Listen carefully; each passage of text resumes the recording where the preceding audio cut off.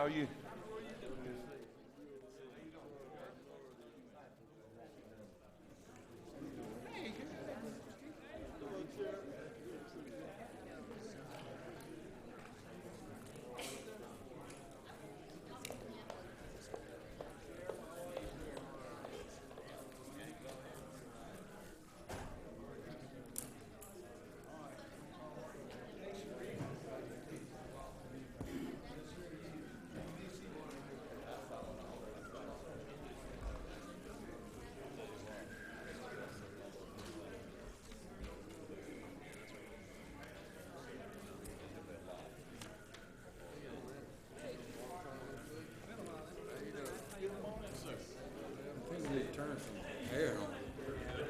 What do y'all think?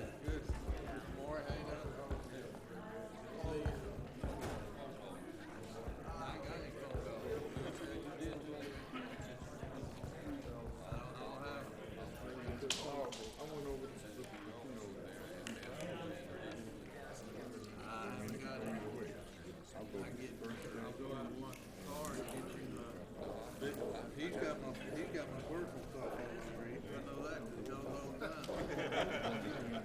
And I can pull the records on that one too. Well, we did everything we could do. I know it. Oh yeah.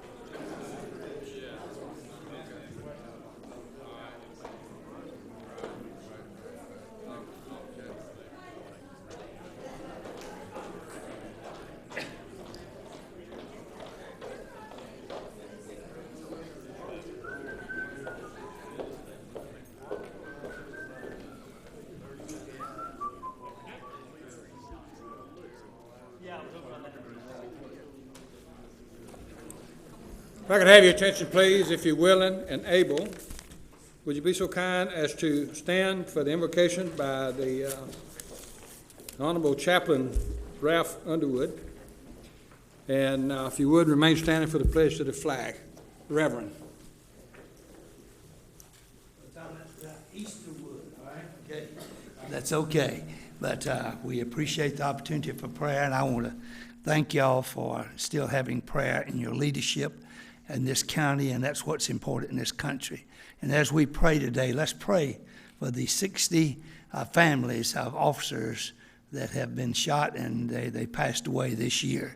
And we also have 79 different firemen that have passed away doing their service this year. And so I want to particularly pray for those families this morning, and also pray for the continued leadership in our county and the blessings that you are bestowing upon our county servants, physically, spiritually, in every way. So let's go to the Lord in prayer at this time.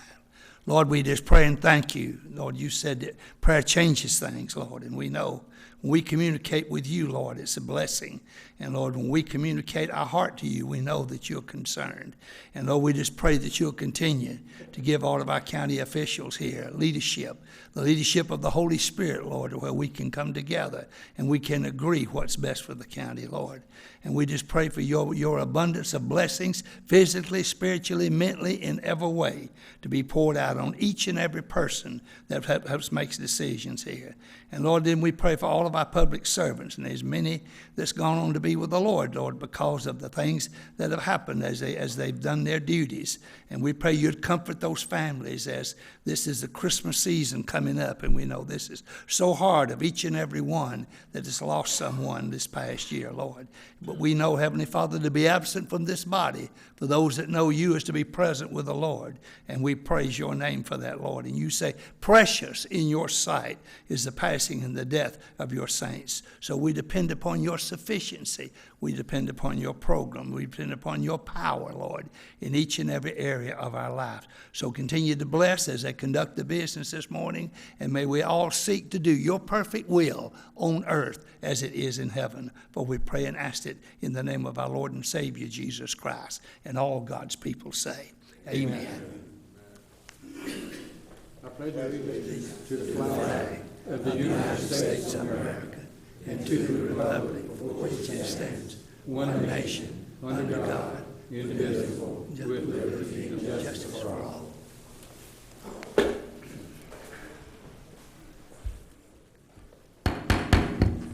I'm showing 9 o'clock.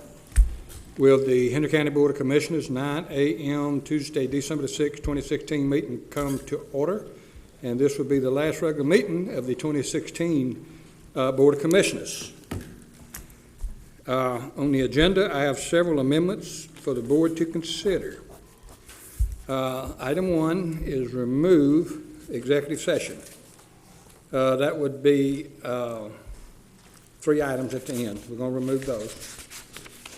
Second is we're going to add under the county attorney's comments, which would be 24C, and there would be a resolution authorizing acquisition of 5,175 plus or minus square feet, and it's a lengthy resolution, but we'll be considering that.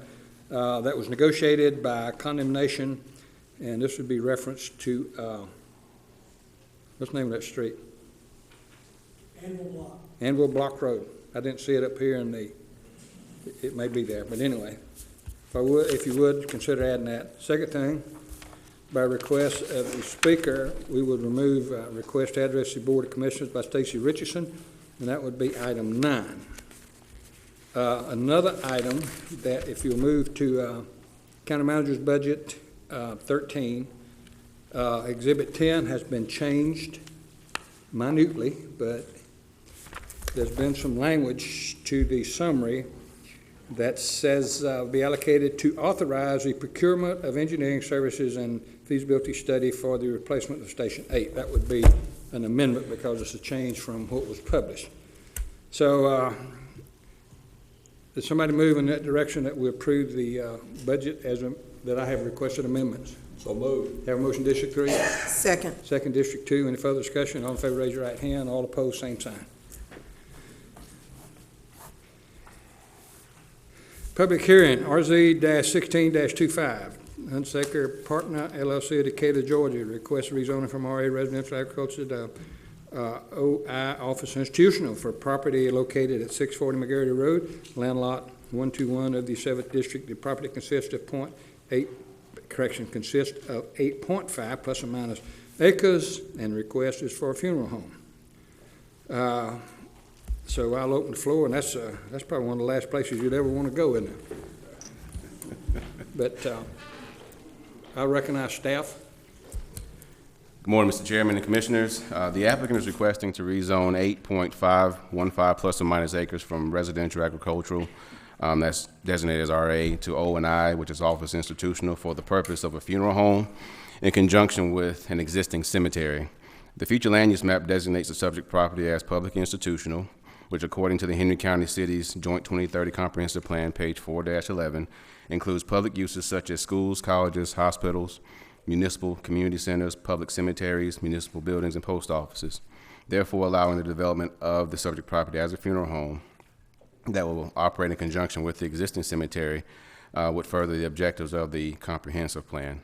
On November 10th, 2016, staff took to the Zoning Advisory Board a recommendation of approval of the applicant's amended request to rezone the subject property from RA to O&I with 7 conditions. I'm sorry, staff had 6 conditions, but eventually it was 7 conditions per discussion with the applicant at the ZAB meeting. And the Zoning Advisory Board recommended approval to the Board of Commissioners of rezoning this property from RA to O&I with 7 conditions, and I'll place those 7 conditions on the overhead.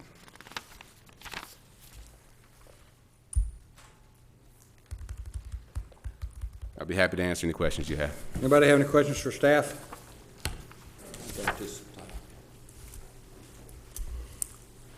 I would ask the applicant to come forward, please. Good morning. Members of the Board of Commissioners, my name is Andy Welch with the law firm of Smith, Welch, Webb & White. We represent Hunsaker's Partners LLC in this request. Rezoning is, of course, to rezone just a portion of property off of McGarity Road that is located, this property, and the entire property that's owned by Hunsaker's Properties is the cemetery at East Lawn Cemetery. They own the entire cemetery, and they're requesting to rezone a portion of that for O&I use so that they can put a funeral home on the property. The conditions that you see before us are those are acceptable to the applicant, and in fact, they are designed to be consistent with the neighborhood feel of that community. There's a 150-foot setback off the main road, which is consistent with some of the residences that are located on that roadway. The planning and zoning staff has recommended approval, as well as the zoning advisory board, and we ask for your favorable consideration today and approval today. Thank you. Anybody have any questions for the applicant? Seeing none, hearing none. I'm going to open the floor up for 10 minutes. People that's in favor of this request, and then I'll turn around and offer 10 minutes for those that's in opposition. So if you're in favor of this request, come to the podium, state your name for the record, and you'll have not only 10 minutes as an individual, but 10 minutes total. So if somebody would come up to the podium and say your piece. I say again, this is a public hearing. Anybody that's approved of this, come forward. Seeing none, hearing none. I'll open the floor up for 10 minutes for people, 10 minutes total for people that would like to be in opposition. This request, come forward, state your name for the record. I will state again, the floor is open for receiving comments that oppose this. Having seen none, hearing none, I move that the public hearing declaration has been met. So now, if the applicant would come back, please.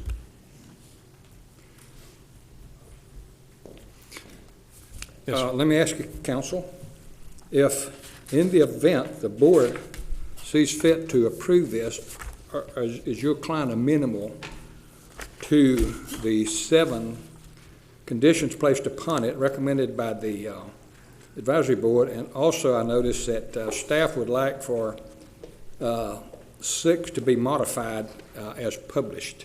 Would you be agreeable to that? Would you show the amendment, the recommendation for 6?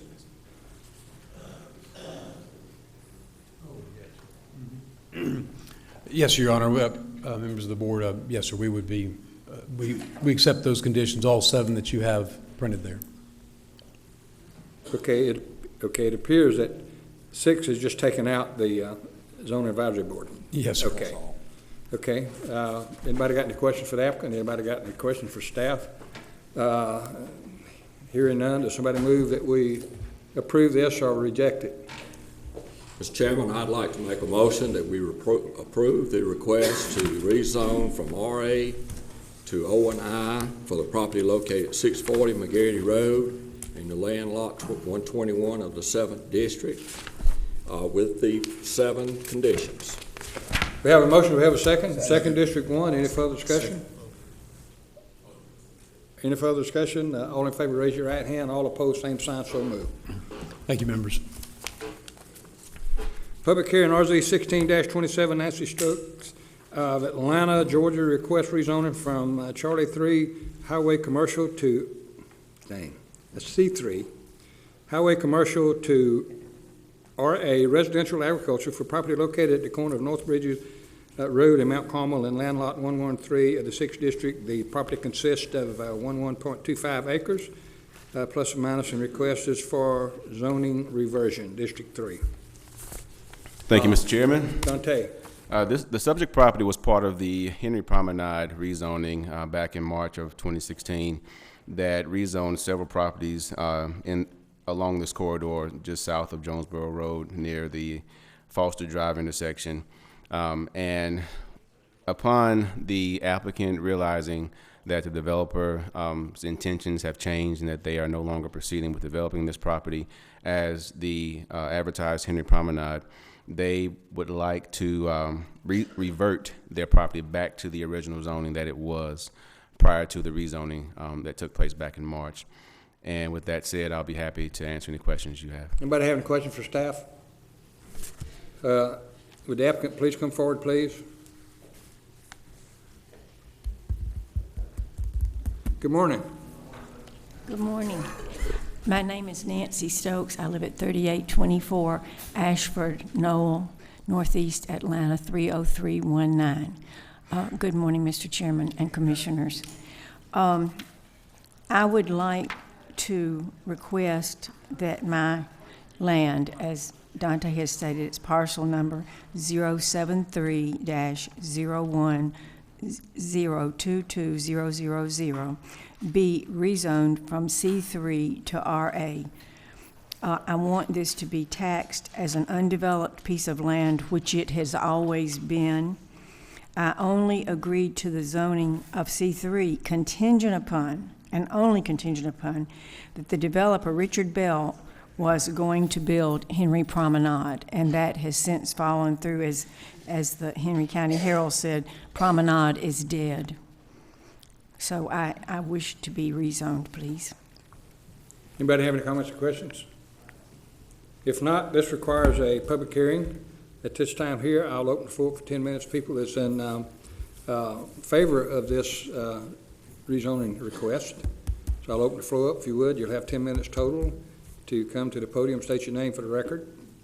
I say again, the floor is open now for comments that's in favor of this request. Seeing none, hearing none, I'll move over to the floor, be open for 10 minutes for citizens that would like to be heard in favor of this request. You'll have 10 minutes. Come to the podium, state your name.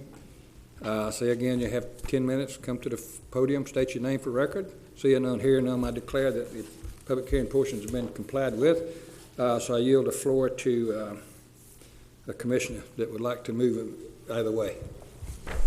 Mr. Chairman, I'd like to make a motion that we approve the request for the rezoning from C3 to RA for the property located at corner of North Bridges Road and Mount Carmel Road in the land lot 113 of the 6th District.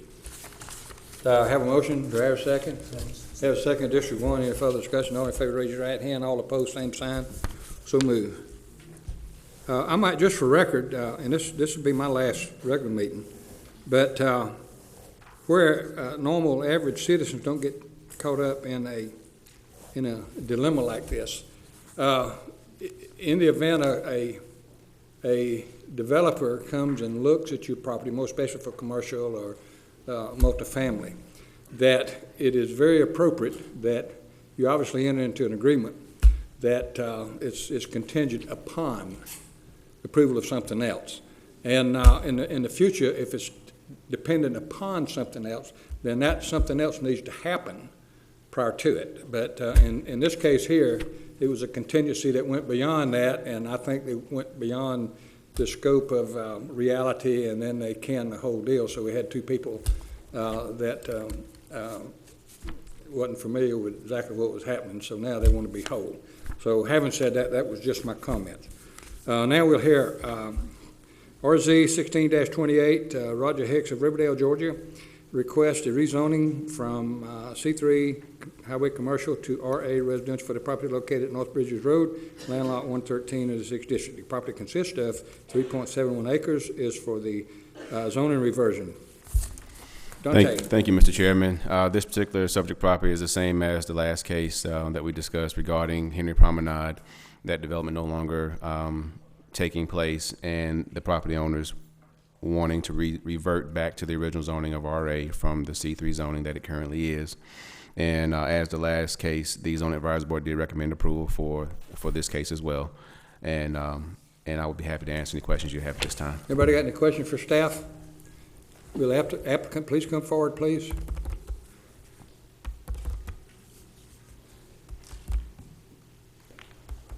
Good morning. Good morning. I'm Kimberly Hicks, 7352 Mockingbird Trail, Riverdale, Georgia. Like the Stokes, we were under the impression that the Henry Promenade was going to take place. There was conditions wrote on the agreement of rezoning only after the fact of the property being sold, which didn't happen. So whatever it is, what it is, but we'd like to rezone our property back to RA also. for the fact that if the taxes as C3 stay that way, we unfortunately wouldn't be able to afford to pay the taxes. We just basically want it back to the way it used to be. Okay, anybody got any questions for staff? Anybody got any questions for the applicant?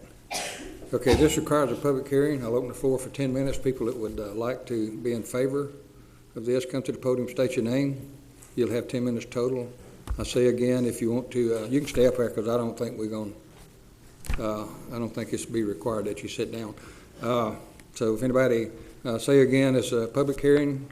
So if you want to speak for this, come to the podium, state your name. Seeing none, hearing none, I declare that nobody wants to be in favor of it. So I open the floor for 10 minutes for citizens that will be allowed 10 minutes to come state your case against this request, and you have 10 minutes. State again, you got 10 minutes total to come before the board and state your claim that's why you're against this. Seeing none, hearing none, I declare the public hearing portion has been complied with. So I'm going to yield the floor to District 3. Mr. Chairman, thank you. I'd like to make a motion to approve the request from rezoning from C3 to RA for the property located at North Bridges Road in land lot 113th of the 6th District. Have a motion. Second. Have a second, District 2. Any further discussion? All in favor, raise your right hand. All opposed, same sign. So moved. Thank you so much. Thank you, Mr. Chairman. Thank you.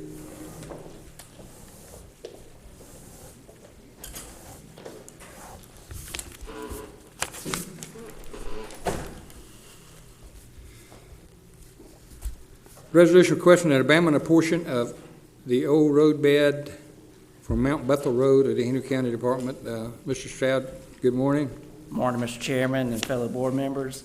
The request is to abandon a portion of old roadbed of Mount Bethel Road as shown on the attached plat marked Exhibit A. Mount Bethel Road was realigned and paved in the early to mid-1970s to the north of the old gravel roadbed, with the subject property shown in Exhibit A. This property was recently purchased, and as part of the title examination, the title insurance company is requiring a release of any and all interest the county may have in the old roadbed depicted as present Mount Bethel Road on the plat of survey dated 7/20 of 1972, recorded in Plat Book 5 on page 87.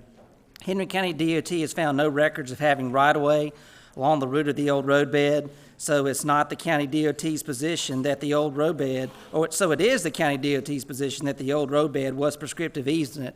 Therefore, there's no county ownership. The area requested to be abandoned no longer serves the general traveling public.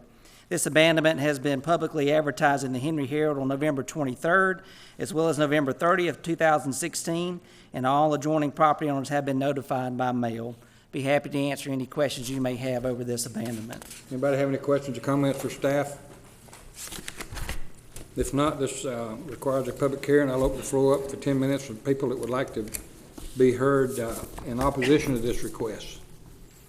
If you would, come to the podium and state your name for the record. I state again, you'll have 10 minutes if you're in opposition to this. Seeing none, hearing none, I move that I'll open the floor for 10 minutes. People that's in favor of this request, come to the podium, state your name for the record. Second opportunity, come to the podium, state your name. Seeing none, hearing none, I declare that the public hearing requirement of this issue has been resolved. Does somebody, Commissioner, want to take a lead on this? I yield the floor to District 1. I'm just saying that. I yield the floor to District, I can do it if you want me to. Okay, I yield the floor to District 3. Mr. Chairman, I would like to make a motion to grant the request to abandon a portion of old roadbed of Mount Bethel Road as shown in Exhibit A.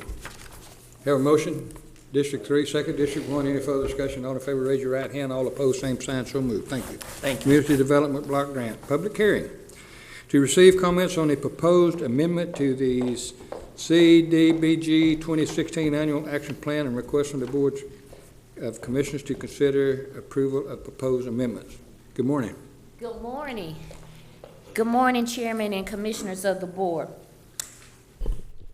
For you this morning, we do have a public hearing, and this is a request for public comment on a proposed amendment to the CDBG 2016 Annual Action Plan and a request for the Board to consider approval of proposed amendments. The proposed amendments is for a request submitted by the City of Hampton for assistance from the CDBG program with improvements, parks and recreation improvements to McBrayer Park. Specifically, the improvements are designed to be carried out over 3 phases. The city has requested a total of $300,000 in CDBG funding. Preliminary estimates for the total project is $768,000.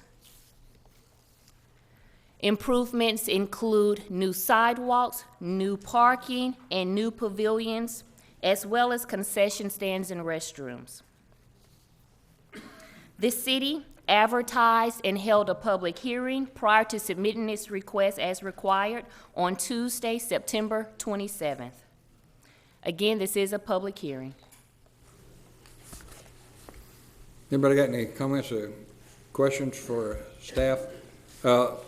City of Hampton has requested this, is that correct? They moved the improvements of some, I think it's West Main Street, monies that they had for that, and they no longer have they're not ready for that, so they don't want to lose the money, so I know it's been a trip to get all the requirements to where we'd get to this point here where the board could just merely approve the amendment. So, having said that, I will yield the floor to a commissioner that would like to make a comment. If you don't mind my adding, sir, this is a request for an additional activity. The city is not wishing to delete the West Main Street activity. However, they do recognize that that activity has been delayed. Okay, thank you. In the delay of that activity, they are hoping to proceed with the use of CDBG funding and carry out this activity. Okay. And they will like to proceed with the other activity once the appropriate time has arrived. Having said that, I'm going to retract my previous statement and yield the floor to a commissioner because I've just noticed I didn't have my public hearing circle. I circle public hearings and highlight it where I won't forget it, and I had it circled, but I didn't highlight it. So at this point here, I would open the floor for 10 minutes if somebody would like to make a comment for this request. I'd like to open the floor for 10 minutes. Somebody would like to oppose this request. Seeing none, hearing none, I declare that public hearing, I'm sorry.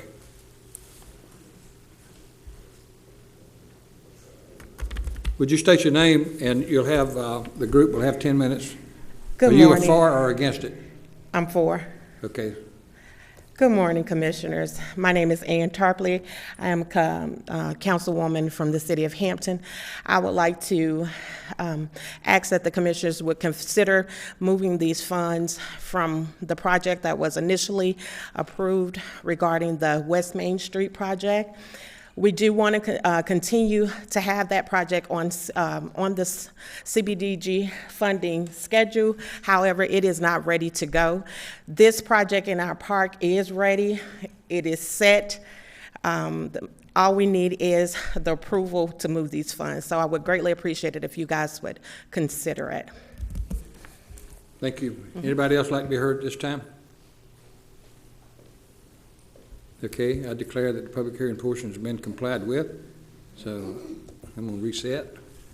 I yield the floor to a commissioner who would like to move in whichever direction you'd like to move. Chairman, I would like to make a motion that the board approve the amendment to move the CDBG funds to the project for the McBrayer Park for the City of Hampton. I actually spoke with the City Council in reference to this project and wanted to make sure that they were ready to do this project and make best use of the funds. These CDBG funds are for communities in our county that are low to moderate income, and I think that this would be a good recommendation to amend this for this. Have a motion, District 2? Second, District 3. Any further discussion? All in favor, raise your right hand. All opposed, same sign, so moved. Thank you so much. Thank you. Public comment. Citizens are allowed to voice county-related concerns, opinions, etc. that are not listed on the agenda during the portion of this meeting. All persons wishing to speak for public comments must sign in with the county clerk prior to the beginning of the meeting. You must complete the public comment speaker form or you will not be recognized. You will be able to address the board for 5 minutes. Each person who addresses the board shall not make personal impertinent, slanderous, or profane remarks of any member of this board, staff, or general public. Any person who makes such remarks or who utters loud, threatening, personal, or abusive language, or engages in any other disorderly conduct which disrupts, disturbs, or otherwise impedes the orderly conduct of any meeting, shall, at the direction of the chairman or a majority of the board, be barred from further audience before the meeting, during the next meeting, okay? So I'm going to reset the clock, 5 minutes, and I take these in order as they apply. So first, Mr. Steve Richardson. State your name for the record, please.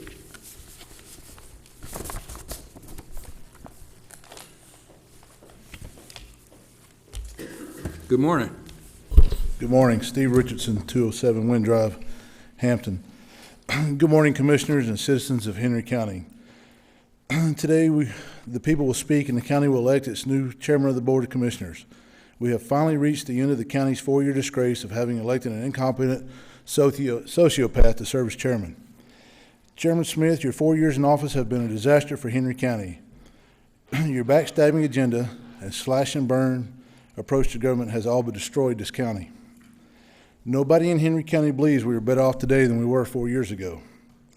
Your entire tenure has been a sham marked by backdoor deals to your friends and family and by personal vendettas and scores to settle against people who oppose your misguided thoughts and schemes.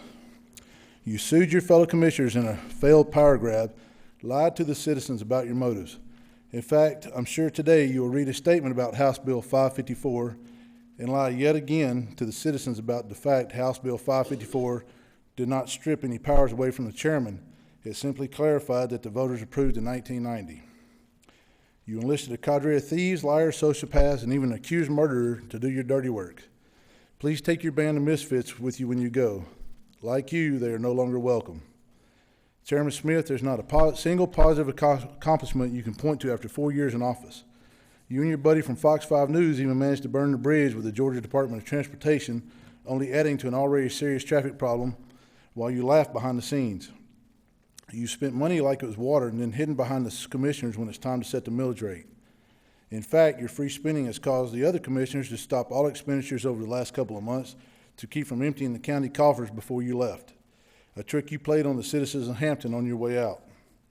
You spent all your time waging war against people who were wise not to support you. The county has been spinning in circles with no leadership, no representation at the state, and no direction, which is exactly what you wanted. You brought the city of Hampton to its knees while you were mayor there, and now you've done the same exact thing to Henry County.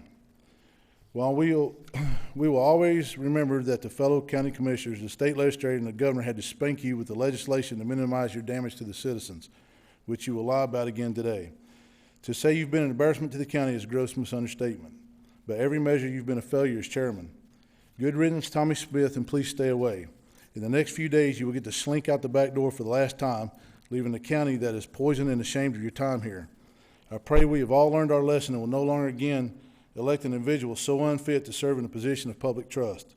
I know tens of thousands of citizens who join me in saying it's a shame we don't get to see you leave out the front door in handcuffs and leg irons, which is the fate you deserve. Proverbs 12:19 reads, "Lips of truth endure forever, but a tongue of deception lasts only a moment." In 25 days, Chairman, your moment is over. Thank you. Thank you so much.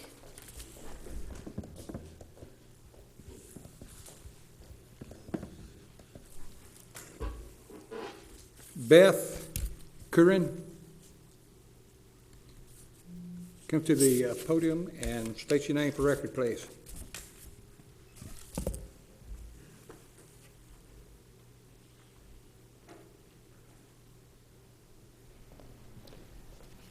Good morning, Commissioners.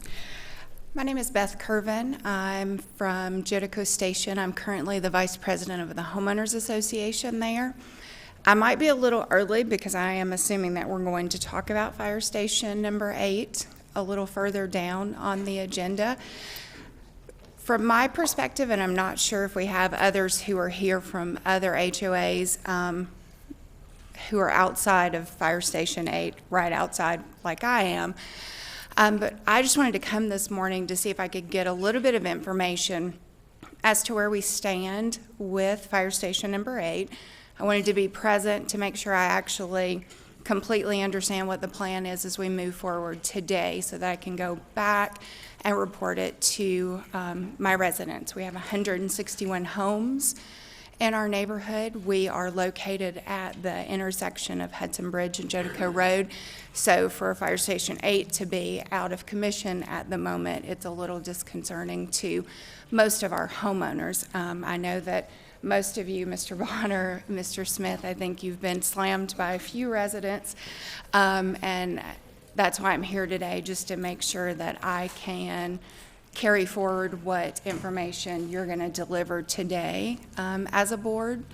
And I really want you to understand from our perspective, we're not sure where the now case study is coming from. This is the first that I've actually heard of it. I had a resident send me an email late last night in regards to the case study. So I want to understand if that's typical for the actual fire stations that have been approved to be built for the year of 2016. If not, what now makes this different than those that have already been approved? Another concern that I have is that I'm not sure if anyone else has been out in traffic in our area in the past few weeks. I do know that the Flippin Road exit for the fire station right now, where it currently was located, but now that's been removed. It's very difficult to get in and out, but in our district, I don't really know of many locations that aren't difficult to get in and out of. So I'm worried that the case study might not do us a lot of good. I'm also concerned that it could be money that I'm not sure is necessarily well spent. So just as a concerned citizen, someone who has a responsibility to one of our HOAs, I just want to be here today to understand that information, and hopefully I can get as much of that. So I think that's all that I have, but can you confirm that we will discuss this in a little bit of length today, or are you just planning to approve funding for the study? I yield the floor. We'll be talking about it today when we get to that part of the agenda. And as citizens, even though we've filled out the form to speak to you today, after you talk about it in length, will we be able to? The board will have to make that decision after that. It has to be an amendment to the agenda to do that. Okay, all right. Yes, ma'am. Thank you very much. Thank you. Thank you.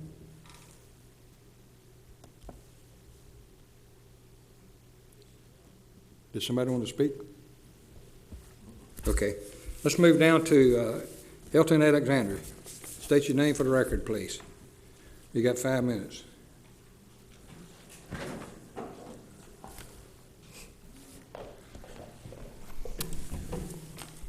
Good morning, gentlemen. Elton Alexander. I'm here today speaking on behalf of myself as a citizen. And I come to you today to talk about Campground Road Extension, which is a project that has been on the books for probably over a decade. But it appears that this project is about to move forward without any required public meetings, and that concerns me a lot. I live in one of the communities that will be bisected by this roadway, and it looks as though the bid is actually going to close tomorrow, and we haven't had a single public meeting. I've talked to residents in the area, and we're very, very concerned, understanding where we are, to know that all the legal options have been exhausted to actually put a halt to this. But this is old Henry County business where deals were made, however that affected the city and the county, where this roadway was actually allowed to come right down the middle of our community in a shameful fashion. I don't know, and most of the public probably has no idea that this is coming. I talked to neighbors in my community who back up and have recently bought homes that have no idea that a 4-lane divided highway is coming right behind their property and right down the middle of our neighborhood. This is something that, it is what it is at this point. The project appears like it's going to move forward. So what we need to do is we need to stand to the plate, and this meeting may be very uncomfortable because people are unaware of what is going on. And we need you all to come forward to have a public meeting, maybe even multiple public meetings with the public, because this is a 2-year project from what I understand and speaking with SPLOST, and it's over a $10 million project that it may serve the greater good. But right now there's total confusion in the community about what is going to take place and what is going to happen. Because like I said, imagine if you were a homeowner, and this has happened recently, that just bought a home, it wasn't disclosed to them what was going to happen, and they're going to have a 4-lane highway run right behind their house, bisecting the community that they thought, this is a quiet community, and this is what's going to happen. I have made requests through the official channels to have a meeting. I was told in those official requests that we didn't want to put staff in a place where it might be uncomfortable for them, it might be a contentious meeting, but this is what leadership is all about.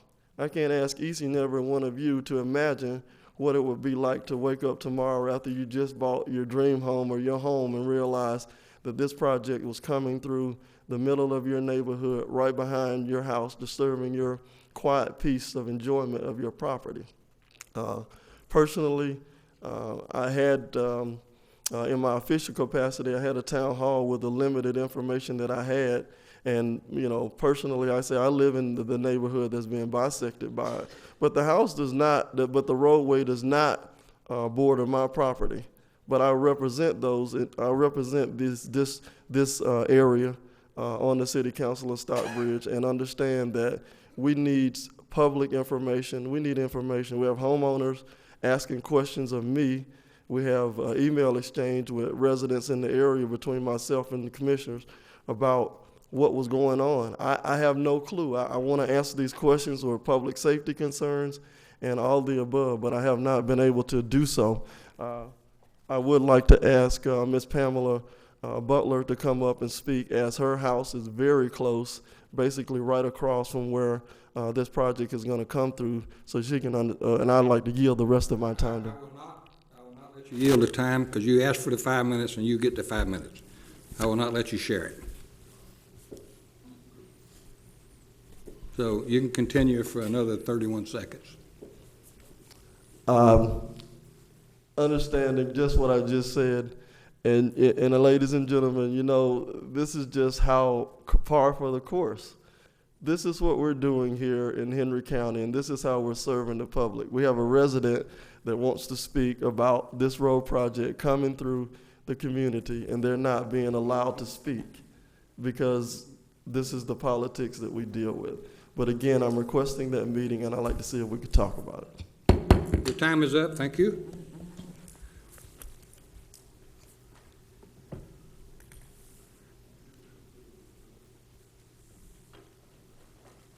I would like to ask staff that has a knowledge of all the public hearings we've had on this for the last 10 years, would somebody come up and acknowledge and give us a summary of where we've been in the last 10 years on this project? Mr. Chairman, I don't believe there's anybody here who could actually give you a comprehensive response to the number of public hearings we've had in the last 10 years on any given topic. So I'd hate to put staff in a position to come up and not answer it. If you board will allow it, I will develop the response, and I'll do it under the next county manager's report as a response to public comment. Would you be so kind as to, you and staff, as to generate a document? Because I know that when I was executive assistant, and I started in '03. I think this is a SPLOST either 2 or SPLOST 3 program, and it has been, this is why it's been so long, is because there's been so much public input, and they have been, I know, many public hearings. So having said that, I would ask county manager and staff to come up with a summary and share it with the board, and also share it with councilmen with the city of Stockbridge. So, having said that, anybody else, I'll yield the floor to District 4. I'll yield the floor to District 4. Chairman, I just got to text message from Commissioner Reed Bowman, and he says numerous public meetings were held. I don't know the exact dates, but I know there was public hearings held, we can get those. and, but anyway, the people need to know that. The people that live there thinking that, one thing, they need to know that there's been public hearing to death. Yeah, there's been. I yield the floor to District 5. Chairman, Sherry Hobson Matthews has been here for a number of years, and she's very familiar with the history of campground. So if it's okay with the board, I want to ask her to give everybody an update on that project. Is that putting her on the spot? Do you feel comfortable doing that, Ms. Matthews? We can give you a thumbnail. The problem of it is, as I stated earlier, I think the appropriate response would be to ask it. I think and let's put the dates and times together so you can get. I think I asked Ms. Matthews if she could come up and give everybody a background on Campground Road. Is that okay? Sherry, are you okay with it? Okay. Come on up. Okay, we recognize Sherry. She's probably the only one who can really go back and give the history of it. Good morning. Good morning. I do apologize. I'm a little under the weather. Commissioner Prince, you're absolutely correct, and Chairman Smith. This project has been on the books for a number of years, and there has been several public hearings in terms of the Campground Road extension. I certainly can't speak of anything in the last year or so, but there has been several meetings held by our SPLOST department. If you all will recall, there was a holdup in us moving forward with the project because there was a Title VI claim that was filed by the residents of that community in terms of making sure that we weren't creating an undue hardship for those individuals within that community. So that did take a lot of time for us to provide the documentation to the Georgia Department of Transportation and to make sure that we were in line with what we needed to be in line with. Like Mr. Bonner said, we can certainly meet with staff and have them prepare us a timeline of the number of meetings that have been held, but there have been several meetings that were held. It is true that this project was part of SPLOST 3. It is not part of SPLOST 4, so that goes to speak to how long it has been around. Thank you. Anybody else got any comments? Okay, let's move on. Okay. So now I want to report, because I want to send that continue to on the it. city of Stockbridge. Chairman, I think the other question I have for Ms. I yield the floor to District 4. Thank you, Chairman. Sorry about that. Ms. Matthews, in your time with Henry County, is it typical that we hold town hall meetings once a project's reached the point of construction? I don't recall that we've ever had any type of public hearings once the construction has begun. Now, typically, when we have projects of this nature, we will have public open house meetings where the public is invited to come in. It's not a formal meeting. Typically, it's staff here meeting with individuals that may want to know specifically what the project will entail. But typically, once we move on to the construction phase, we've had all of the public meetings. Okay, thank you. Thank you. Anybody else have any comments? I just figured out at my last meeting that I'm glad I waited to my last meeting, but I form an opinion that some people don't like me. But let's move along. We got a request from Bill Tony for 15 minutes. State your name when you come to the podium, please. Bill Tony, McDonough, Georgia, and you do have people that are on your side. I'm proud to be a deplorable, by the way. I'd like to thank you, Mr. Smith. Everything that you ran on, as far as I know, you did it. Me and you've had numerous conversations. And to my knowledge, you've never told me a lie. I want to personally thank you for your 4 years of service. Now, other people on this board have lied to me. And, you know, being up here is not easy for anybody. Doing all the research that you do is not easy for anybody. But when you've got citizens that come up here that care about what's going on, and they try to make a difference, you know, and then you've got your establishment, they want their people in to where they can get their hand up. It's like a string that pulls their hand up when they need it. Now, you know, it's not against the law to lie unless you're under oath. But you need to reach down inside yourself and pull up the dignity in your name. Your name is just about as much as worth as your word. Now, I've asked, Mr. Barham, you know, you said that you've spent time trying to get me to like you and all this stuff at a meeting. All right. Have I not, with you and Bo Moss, we've been out to dinner after here. We've gone to the Waffle House. We've sat, we've joked, we've played, you know. What I have a problem with is when people lie to me. That's when I have a problem. Now, I asked you about a zoning issue. And you know, it took me a week to get you, but you did call me back. You checked on it yourself, and guess what? There were no problems with the zoning issue on 155. I had your word that there was no problems. They met it. Well, I didn't believe it, so I called code enforcement. I've got a recording. I'm not going to play it today, but if you want to hear it, I will. They said there were multiple violations. Now, the DNR's on it.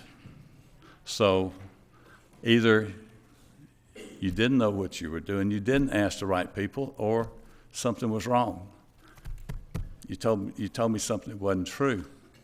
Now, we met out here, and you went goofy on me verbally, which I did not expect. I mean, you really got to me on that day. You came in here, and you told me that you were going to be praying for me. Well, I appreciate your prayers. I need all the prayers I can get. But, sir, you need to take a look at yourself. When you sit here, this is the last meeting this year. When you sit here and you listen to people, you respect these people that come up here. Even the other ones that you know, I personally, I don't get. I really don't get. You need to think about what you say and what you do. Now, the same people that backed you when you were running for office came to see me, and they said to me, "We're in your corner. We're there for you. Whatever you need, you got." But they didn't get the right answers from me, because I said, I'm going to do whatever's best for the county. I'm not going to be a puppet. I'm not going to throw my hand up when you need me to throw my hand up. That ain't going to happen. We got a new crew coming in. Bo, we met before you got elected. You promised a lot of stuff to us. I gave to your campaign. I was expecting you to be on Mr. Smith's side. And y'all both of y'all have just disappointed me to this unbelievable. I've had people here to tell me that, you know, I own real estate, we own rental properties, and all my rental properties are doing well. I make money. Y'all's properties, they tank. We got a golf course over there losing over $10,000 a month. I came to y'all with an idea of shutting it down and renting out the properties. Well, that's got to be the dumbest thing in the world. I'm saying instead of losing $10,000, we could be making $17,000 a month on the rentals of the properties. To me, you know, my record in real estate is better than y'all's record in real estate. Y'all buy something that tanks. It's not worth nothing. So at least when you do something, be honest about it. I don't know how to say it, be a man of your word. The only person that to me has been honorable here is that man in the middle. He has never told me a lie that I know of. He's done the honorable thing. He's fought for this county. He's fought for every citizen in this county. He's fought for y'all. And y'all have done nothing but let him down.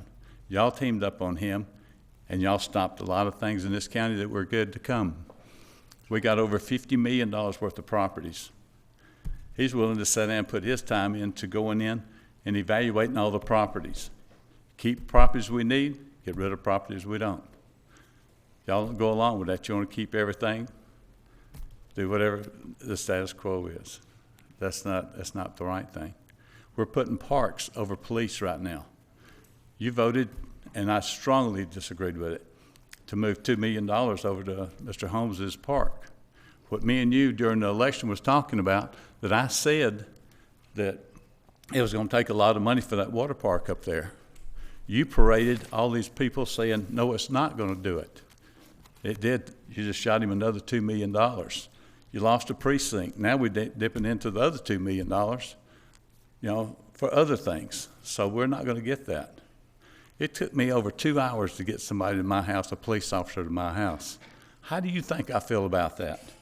I've had my wheels stolen off my car since in a little over a year. I've had the side window shot out of it. I've been jumped in the parking lot. I've been jumped in the lobby. I've had my property reappraised. I've had the sales tax people at my business. And I've had a stupid false letter from John Yates that people got tricked into doing it to try to discredit me. Everything that I've ever brought before this board, I've got documents to prove it. Have you ever doubted anything I've ever brought up here that I couldn't prove it? Mr. Moss did it one time, and I shut him down immediately. I did have documentation. I asked you to do something for me. You said that you were praying for me and everything else. I asked you. I went down and took a polygraph test. I spent $400 of my money in 3 hours to go take a polygraph to prove that I told the truth.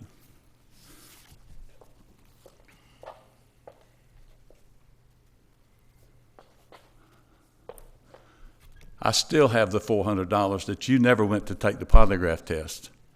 You can start from this day forward. Do the honorable thing. Tell the truth. Do right by the citizens of this county. Vote to improve the county. You're my commissioner. There's nothing I can do about that. I did not vote for you, I promise you. But I've got you. I got you for 2 more years. I really hope that I don't have you more than 2 more years, but it's just one of those things. We'll have to see how it goes. But at least y'all take a look at the people that come up here. Look at what's going on. Look at your police department. If you want this thing to deteriorate, you got to keep a strong police department or it will deteriorate. So again, Mr. Smith, I take my hat off to you. You've done exactly what you said you would do. And these guys stripped you. Thank you very much. Thank you.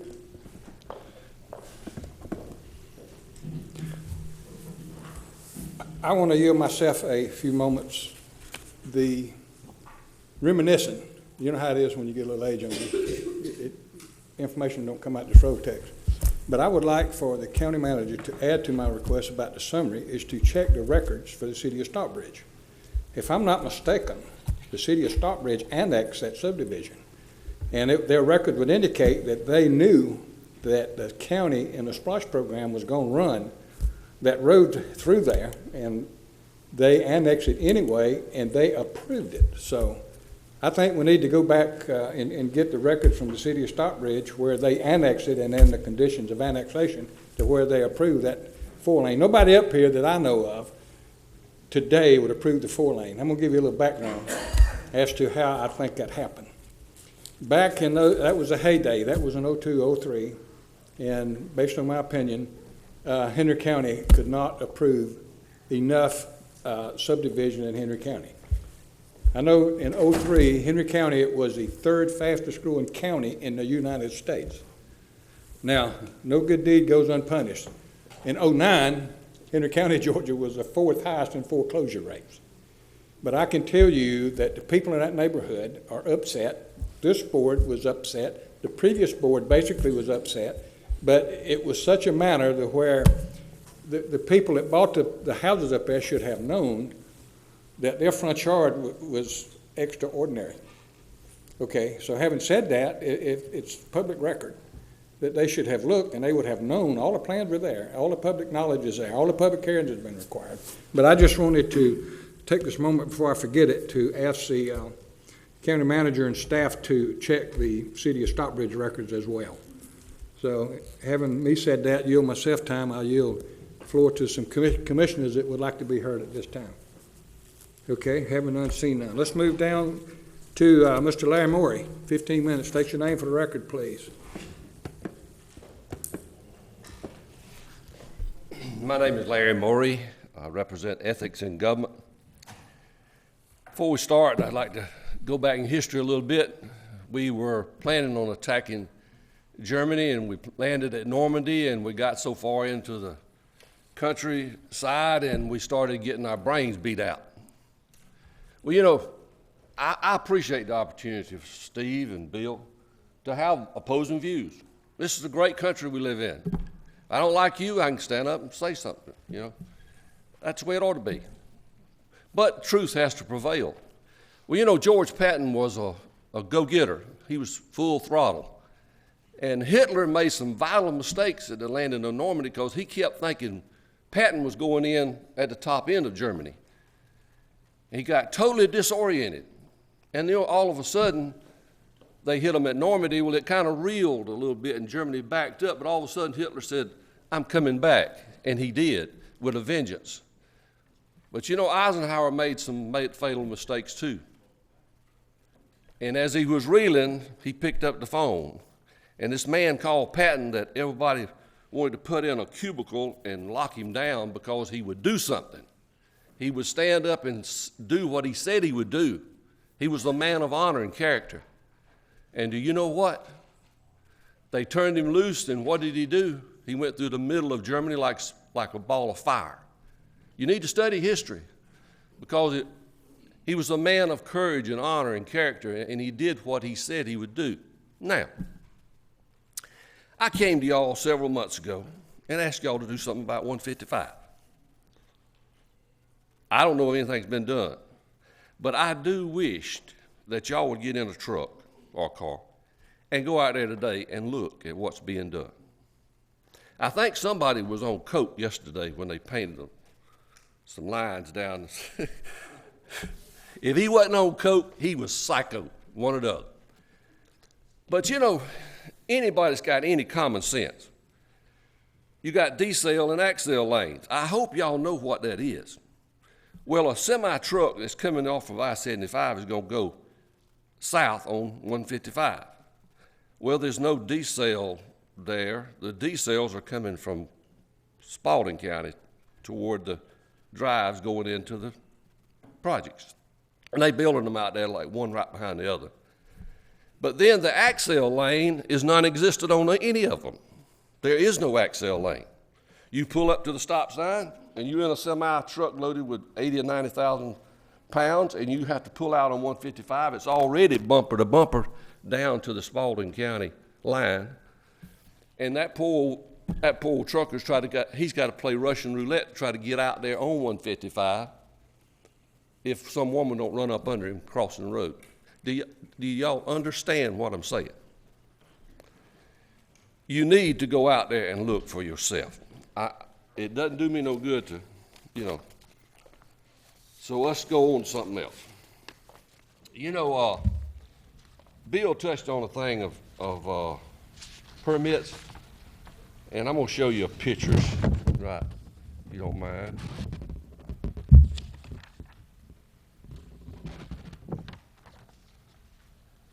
This is one of our nice subdivisions, $300,000 homes. I got some personal friends that live right there. And next to these real nice homes, adjacent to them, that was the driveway they put in. I had to pave my driveway. This is what they built next to that home. It's called a detached garage. But then, that ain't what they really wanted it for. This is what they really wanted it for. They built a landscaping business out of the detached garage. Y'all still following me? I hope you are. Where did you say this was? On Wilson Road, right next to. I got you. There's about 12 $300,000 homes right there. And you ask somebody, well, how did that get to be? Well, don't nobody know. They don't know how they got that.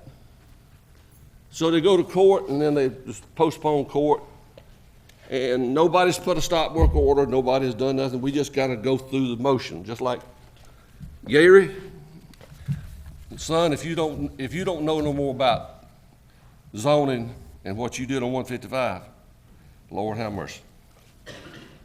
That's in the permitting department. But we ain't through with that, because DNR is going to answer your question.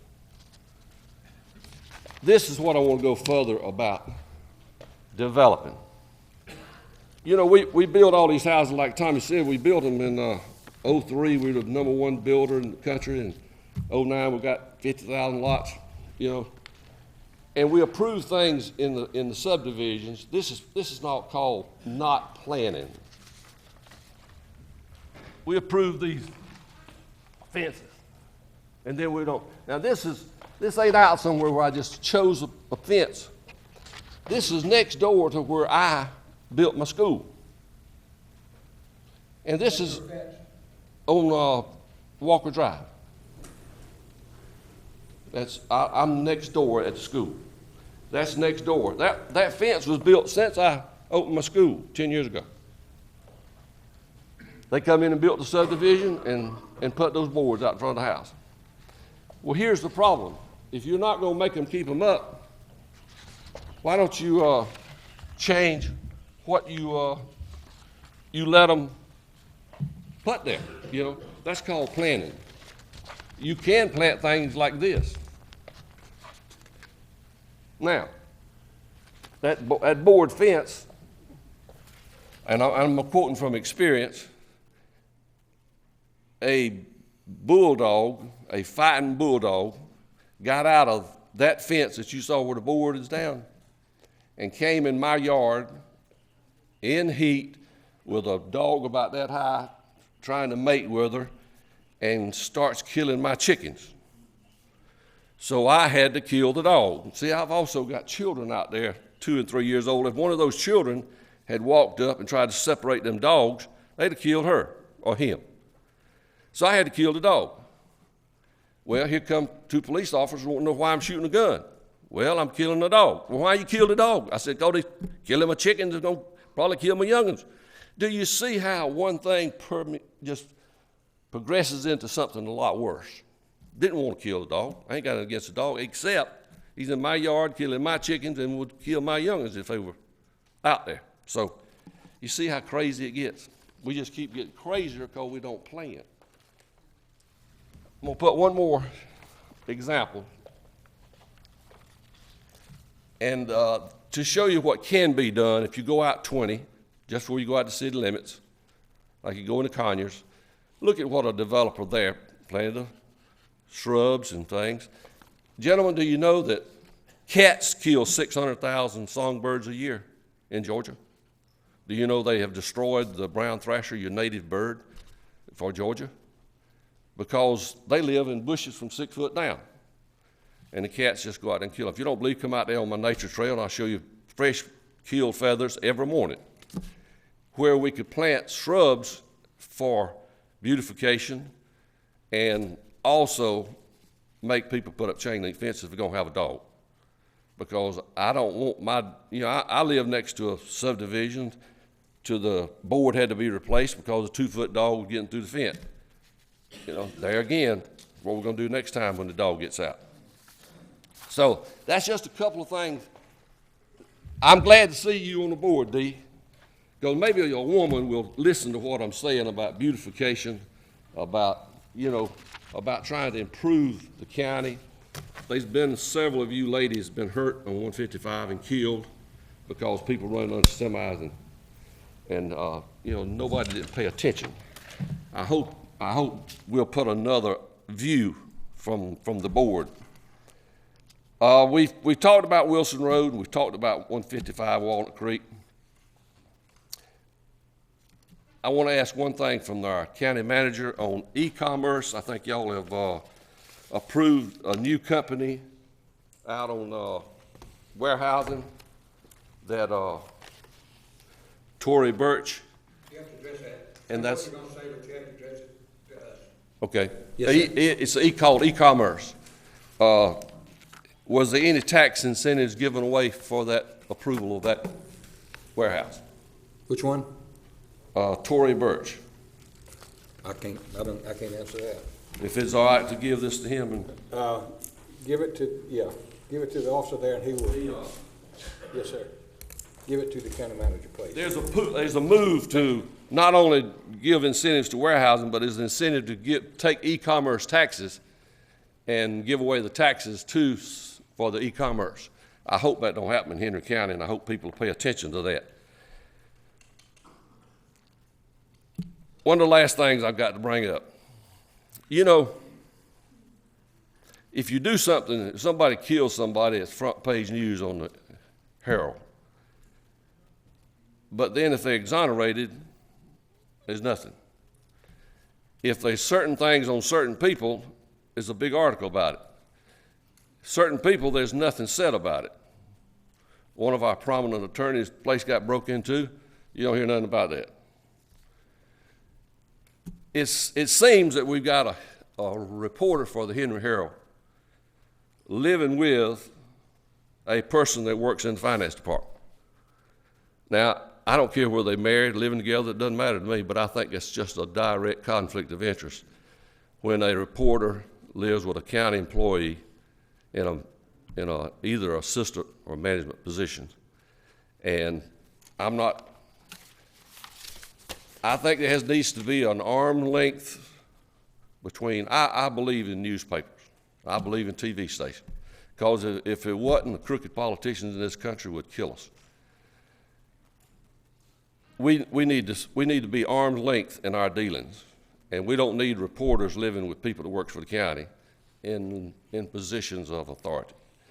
I hope y'all will take that into advisement, and please take this, and I'm fixing to close. We don't come up here to make enemies. Sure do, but I don't intend to do that. I have nothing in my heart except for honesty and integrity in government. I believe if you get elected, you have a right until you get elected to do whatever you want to do. That's your business. You're an American. But when you get elected and you stand up here and decide who's going to get what and who ain't going to get what and who's going to spend money, you ought to do what's right for the county, not for you individually. You should do what's right for the county. That's what I would do, and I would expect no less of you. I hope you'll take that into consideration, because ethics in government, starting 60 days ago, is going to hold you accountable for what you spend in this county. And we're going to be watching, and there's a boatload coming, so make sure things are done right. Thank you. Thank you. And thank you for both you gentlemen speaking up. This is America. Thank God for America. Mr. Chairman. I yield for the District 3. I've had several conversations about the Wilson Road thing, and I've had conversations with the attorney and Sherry Matthews and also Dante. And I know it's all tied up in court right now. We have to go through that process. But Dante, can you give us an update where we are on that?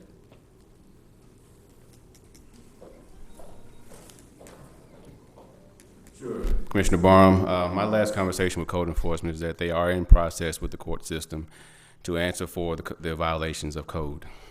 This property is zoned RA, residential agricultural, and exceeds the 3-acre minimum per our Unified Land Development Code to permit accessory structures to ag purposes. Now, as far as the violations, yes, they were in violation with the trucks that were parked out there. Mr. Arthur Weems and myself had a site visit, went out, we looked, they removed the trucks at the time of our site visit.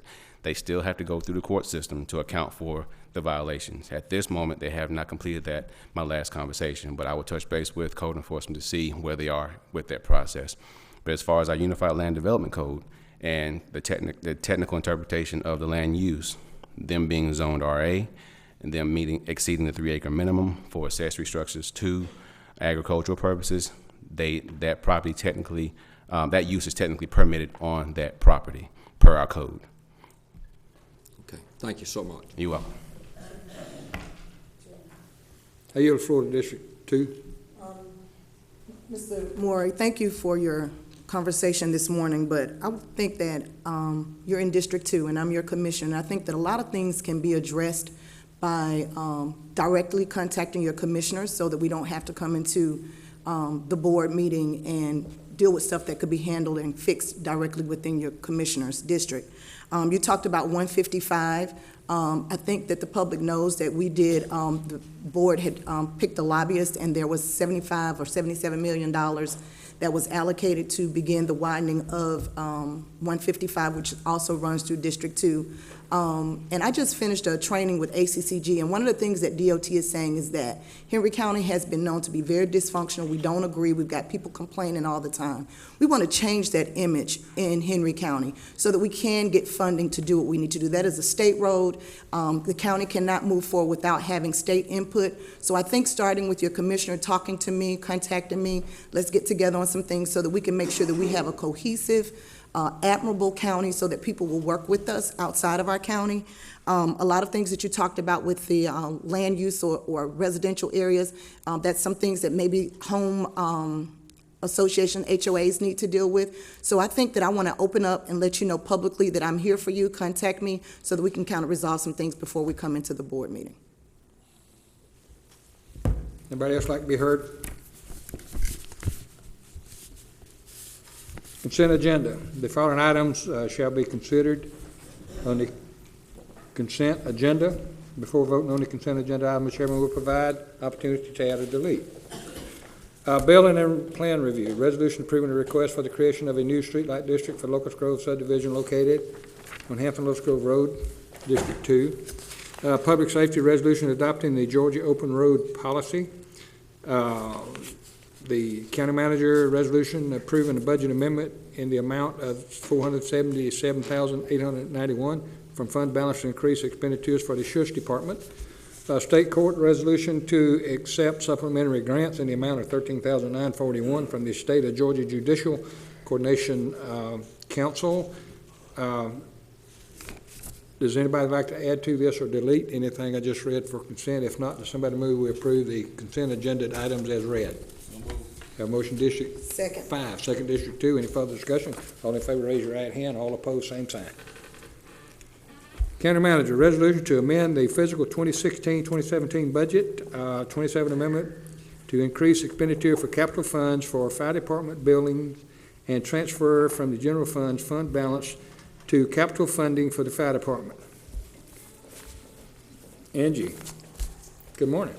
Good morning, Chairman, Board of Commissioners. Before you have a budget resolution to take $1,938,000 out of fund balance to the fire department capital for the procurement of engineering services and the feasibility study. Fire station number 8 is located at 1672 Flippin Road. Existing structure has many defects, including the foundation building envelope. Personnel and apparatus at Station 8 has been relocated. An abundance of caution and temporary modular buildings will be placed on the existing side. Commissioner Clemens has requested that the funding in the amount of $1.9 be allocated to authorize the procurement of engineering services and feasibility study to rebuild the rebuilding of Station 8. We are asking to allocate these funds at this time to issue an RFP that will be vetted by the procurement department and will be brought back to the board for approval. Just remember that any excess funds not used for the engineering and feasibility study, we will be brought back to the board for those funds to be reallocated back into the fund balance. Anybody have any questions? I just want to say, and kind of paint the picture of what's going on with Fire Station 8. This is not something that's new. It was on SPLOST 3. It was on SPLOST 4. It was reversed from a Tier 1 and placed to a Tier 2, and I think the Senior Center replaced it and came up to a Tier 1. Over 10 years, we've known that this station was over 30 years old and has been in a very bad state of use for our fire crew that's been there. And so it's been overlooked for a very long time. We've built several stations, and this station has not gotten any attention. So I've been really fighting for our community, and that's not just District 2, but this station services 4, 5, 2, and all of Henry County, because if you go down Hudson Bridge, where the Walmart is, all the development there, all of the retail, the Krogers, the entire Henry County is at risk when we don't have a station in that area. And I understand that the crew is been moved somewhere else, and they are answering calls. One of the HOAs has allowed the crew to stay in their community building to be closer to meet those needs. But I want to be very clear that I was asking for the money to rebuild Station 8, and I understand that the fire chief has said that maybe that location may or may not be the right location, because 30 years ago when it was built, there was probably less than, we have more than 3,000 homes that's been built in the area since that station was built. So is that station in the right location now? There's a lot of things that need to go into consideration, but I want to make sure that the citizens of Henry County know that we're fighting, and this amendment is put before the board today because we need to rebuild this station. We need to get that crew. I know that they're in temporary housing, but temporary is permanent unless we have a plan to rebuild. So I'm asking the board, I hope that there are members here from that area. If you're affected by this fire station, I want to ask those people to stand. That means your children go to the Dutchtown cluster, Pates Creek, Red Oak. All those people, we are at risk. We've got schools that are at risk. We've got senior communities that are at risk, and tons of houses, stores, retails. In Henry County, we have to do better. We've got to make sure that our buildings are not in this type of disarray. We have to replace Station 8, and I'm asking for the funds to replace Station 8 today. Anybody else have any comments? Let me ask some questions. Number one is, I am all in favor of replacing Station 8, period. Okay, I'm on board with that. I voted to move in that direction. Now, this feasibility report, how much is that going to cost? Would you yield the floor to the manager? Somebody has to know that. What's an estimate? Give me an estimate. I'll yield the floor to the county manager. Okay. Commissioners, obviously, I wouldn't have an estimate. The feasibility would look at several things, though. As the board has directed on all the acquisitions of property, we'd look at the geotechnical part of it. We'd look at the location. We'd look at the traffic circulations to see what's the most appropriate of it. If the board says build one in Station 8, as I've committed to Commissioner Clemens, we're going to build one at Station 8. The analysis of what a feasibility study is really dependent more on the properties you're looking at, so you'd know whether you had geotechnical, or if you had other limitations, or actually benefits of certain properties over the existing one. But it looks at all things, and that's the reason that as a policy, if I'm going to spend $10, I want justification to do it. If I'm going to spend $3 million, I certainly want to make sure we spend it in the best ways that looks to the services that station is going to provide 25 and 30 years from now. So that's the reason for a feasibility analysis. It certainly would look at all things: cost, construction, serviceability, those types of things. But to give you an estimate off the top of my head what a feasibility study, I'm afraid I'll have to get back to the board, but I think I can get you an estimate today. I have a question also. I know that when there was a former board, they purchased land behind that station because they knew that this station needed to be rebuilt. They purchased land behind the station, so we've already spent tax dollars to put that station back in the same location. Also, there was some plans done and drawings done to rebuild that station on that property with 3 bays, just like has been recommended on the others. So there's money already been spent, so the question is, are we gonna need a feasibility study? Or can we just rebuild back on that property the prototypes that we've already been doing? And that's what we need to decide, because I don't think we need to spend more money, buy more land, when we've already spent money, already bought land, unless it's absolutely necessary and it's a life or death situation that we need to do it. It doesn't make sense to me that we're even discussing a feasibility study when that fire station has been sitting at that location for years. There are thousands of lives and thousands of homes at risk in that particular area. And to try to kick this down the road so we can move that money somewhere else is asinine. So I want to ask you, why do we need a feasibility study to just rebuild the fire station that's currently there? To rebuild what is there, it would not be the prototype and not the 3 bay that we're looking at.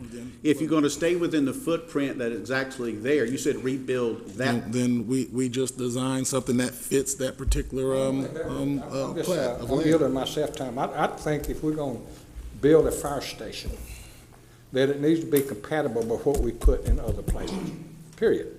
If we got a 3 bay, other places, it needs to be no less than a 3 bay. Okay, so I yield the floor back to District 5. No, I'm done. Okay, let me ask you this. How much is the building itself going to cost? Just the construction cost of about, and this was a hip shot you asked me about earlier, based off of just the construction costs that we've done on the most recent ones, about 2.5, thereabouts, as a guesstimate, So we're talking 2.5 about million. 2.5 million just for the station. Just the construction. Okay, I yield the floor to District 2. Chairman, we can go back and forth on this. The only thing I'm asking for today is that we allocate $1.9 million that came back to the board, came back to the general funds to be allocated to begin the process to rebuild Station 8. Once we get the funds allocated back, we can begin with the building plans and everything we need to start building Station 8. I do not want to think that we would leave our fire crew in temporary housing without a plan. No money's been allocated. This is on Tier 2. It's on Tier 2 for SPLOST. It was moved from Tier 1. This is an urgent situation. We spend money on everything else. Let's spend money on public safety and rebuild this fire station. Okay, let me ask you this. In the event we can't put a 3-bay there, we're going to have to find land. Do we have any idea, estimate as to the cost of land? No, sir, I do not. Okay, let me tell you what would get me on board with this. To do business correct, I don't have a problem with the resolution, except, in my professional opinion, and I go back a long way with this, I think that we need to change at 1.9 to not to exceed 3 million, because the deal is 1.9 is a Band-Aid. And 1.9 is a political ploy to throw monies and say, yeah, we did this. Okay, if we're going to get real serious about this, we ought to take $3 million out of, not to exceed 3 million. And I think right now, a fire station cost us $2.5 million just for the 3-bay. And I'm not in favor of putting anything less than what's compatible now. I'm really not. So I'm just saying this, for me to get on board with this resolution is published. If that 1.9 will be changed to 3 million out of fund balance, I'll go along with that. To build at this location? No, I'm saying the feasibility test, put it where we can put a 3-bay fire station. So having said that, I yield the floor to anybody that'd like to speak. Okay. Chairman, I'm on board with doing $1.9 million to go ahead and get this ball rolling, and then at a later time, it'll come back to the board, and if it costs more, then we'll have to put more in. So we're really just in discussion. We're not real serious about it. We just going to put a Band-Aid out there for the public. No, we're not and yeah, we are. Okay, if this 1.9 million, if it comes back, you got to come back and you got to go through the hassle. If we put the 3 million there, then we will be insured that it will be built. Let me clarify to the public, what we need to do. You've heard and you've read about the push to drain fund balance. When you drain fund balance, that means that the operation you need for your county every month, you may be low. If we put 1.9 and we leave the other difference of that, of the 3 million in there, money will come in monthly to the county, SPLOST dollars, tax dollars is coming in. We're not gonna put 1.9 and that's a Band-Aid and we don't have money to come back and get the rest. Right now, we don't know what next month is gonna hold for this county. I don't think that we need to take $3 million out and then we don't have the money next month or the 3 months down the road to do what we need to do. 1.9 should be sufficient. And if we need more, we can come back and get more. If we need more, SPLOST dollars are coming around as well. We'll do what we need to do to build that station. It's not a SPLOST project now. You do know that. It's on SPLOST 4 right now. I'm just saying there's no monies allocated. That's correct. Except for the second period. Now let's go to fund balance. This is my favorite topic here, and I know y'all don't like to go here. But the fund balance right now, by resolution, the board has approved 25%. Okay, 25% of 142 million is about $35 million. Okay, at the end of the last official budget we had, you know how much money we had in fund balance? We had $52 million. That means we had about $20 million over what the board had required to keep for fund balance, okay? Now, since then, right now, today, we've got $9.9 million in fund balance, over the 25%. So what I'm saying is, if you're going to get real serious about this, okay, we're not going to spend that $3 million tomorrow. We're not going to spend that $1.9 million tomorrow. Time it goes through the process, if we started today, we're looking at 18 months or maybe 2 years down the road to get it designed and get it built, get the bids in and all that. Okay, we're not going to spend that $3 million. We're not going to spend that 1.9. It's still going to be in a position to get interest, and it will be available when we get there and we need it. So I disagree with the fact that it's just wasting money until we get there. But anyway, that's my song and dance, so I'll yield the floor to anybody that'd like to be heard. Chairman Ford, if you would look at your agenda package and look at the estimated fund balance sheet that's in your agenda package, and you can see where we are currently at with the fund balance. So I would not recommend. Read it out loud. I would not recommend moving $3 million at this point. Chair, I'd like to make a motion that we amend the budget to move the $938,000 to go to the construction of Station 8 as it's reading today on the executive. We have a motion from District 2. Second from District 4. Any further discussion? All in favor, raise your right hand. All opposed, same sign. So moved. Thank you so much. Thank you.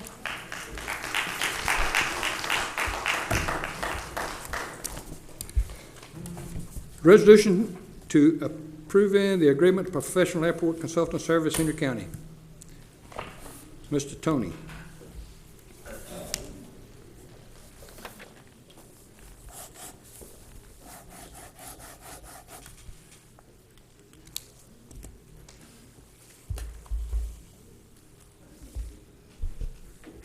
Good morning, Chairman.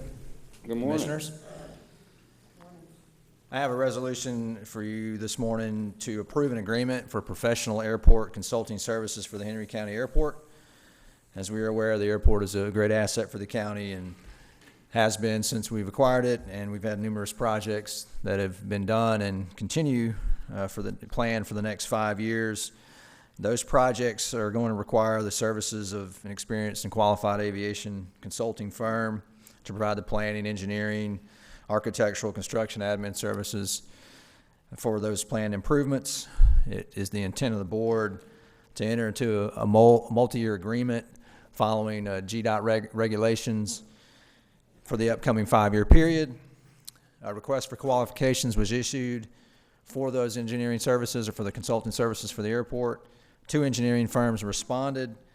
The responses were evaluated and scored as shown on the exhibit and by an evaluation committee that was selected by the purchasing department. And it is the evaluation committee's recommendation to the board to contract with Croy Engineering as Henry County's airport consultant in a manner and a form approved by GDOT and the Federal Aviation Administration. Mr. Chairman. Sir. If I may. When I first interviewed with y'all like 50 years ago, it seems like, the airport was a topic that was of interest to the board. You named it as a priority when you brought me back in. It still remained a priority. When I first started meeting with Croy, we got off kind of a bumpy start because there had been a time lag from when things were finished on the last project to where we were at there. But I will tell you that I am heartily recommending Croy for this position. These folks have answered my question. They've risen to the bell, and I'm very pleased to tell you that in part of what they have done is the reason we are in such good shape with FDOT and the feds for going forward on the projects at the airport. So I heartily recommend you endorse Croy Engineering for this project. Okay. Anybody else have any comments or questions? If not, we have a motion. No, we do not have a motion. We have a resolution. Henry County Board of Commissioners approving an agreement for a professional airport consulting service for Henry County Airport. Somebody want to move in that direction? Move to approve. Have a motion, District 3? Second. Second, District 2. Any further discussion? All in favor, raise your right hand. All opposed, same sign. So moved. Thank you.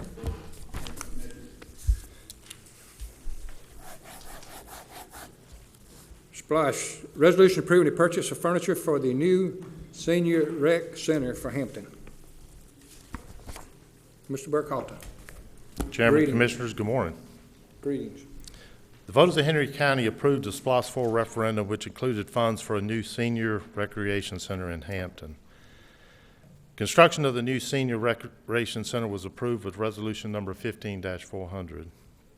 Impact Office Interiors has provided a quote not to exceed $119,362.20 to furnish and install all listed furniture for the new senior recreation center. Attached to your packet is all the furniture that is listed there.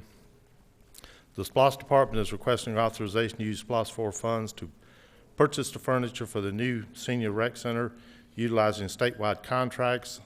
Also, commissioners, attached are the statewide contracts. Funds are available in the SPLOST 4 calendar year 2016 senior rec center account for this resolution. I'll answer any questions you might have. Anybody got any comments?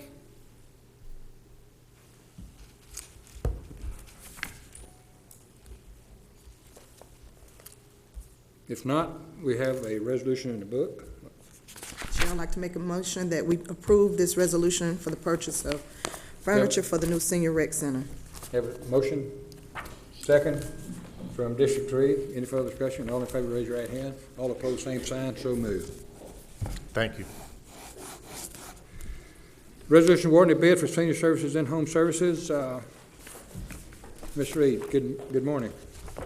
Good morning, Chairman, members of the board.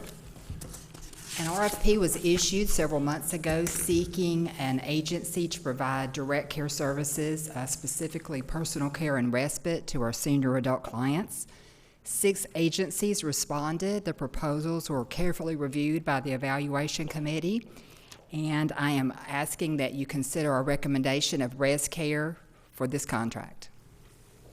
Anybody got any questions?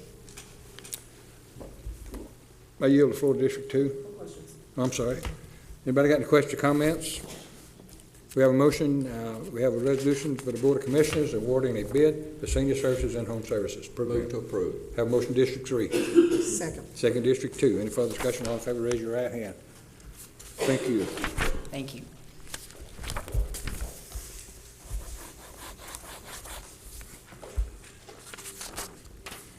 Resolution approving hazardous mitigation plan contract with GEMA and FEMA.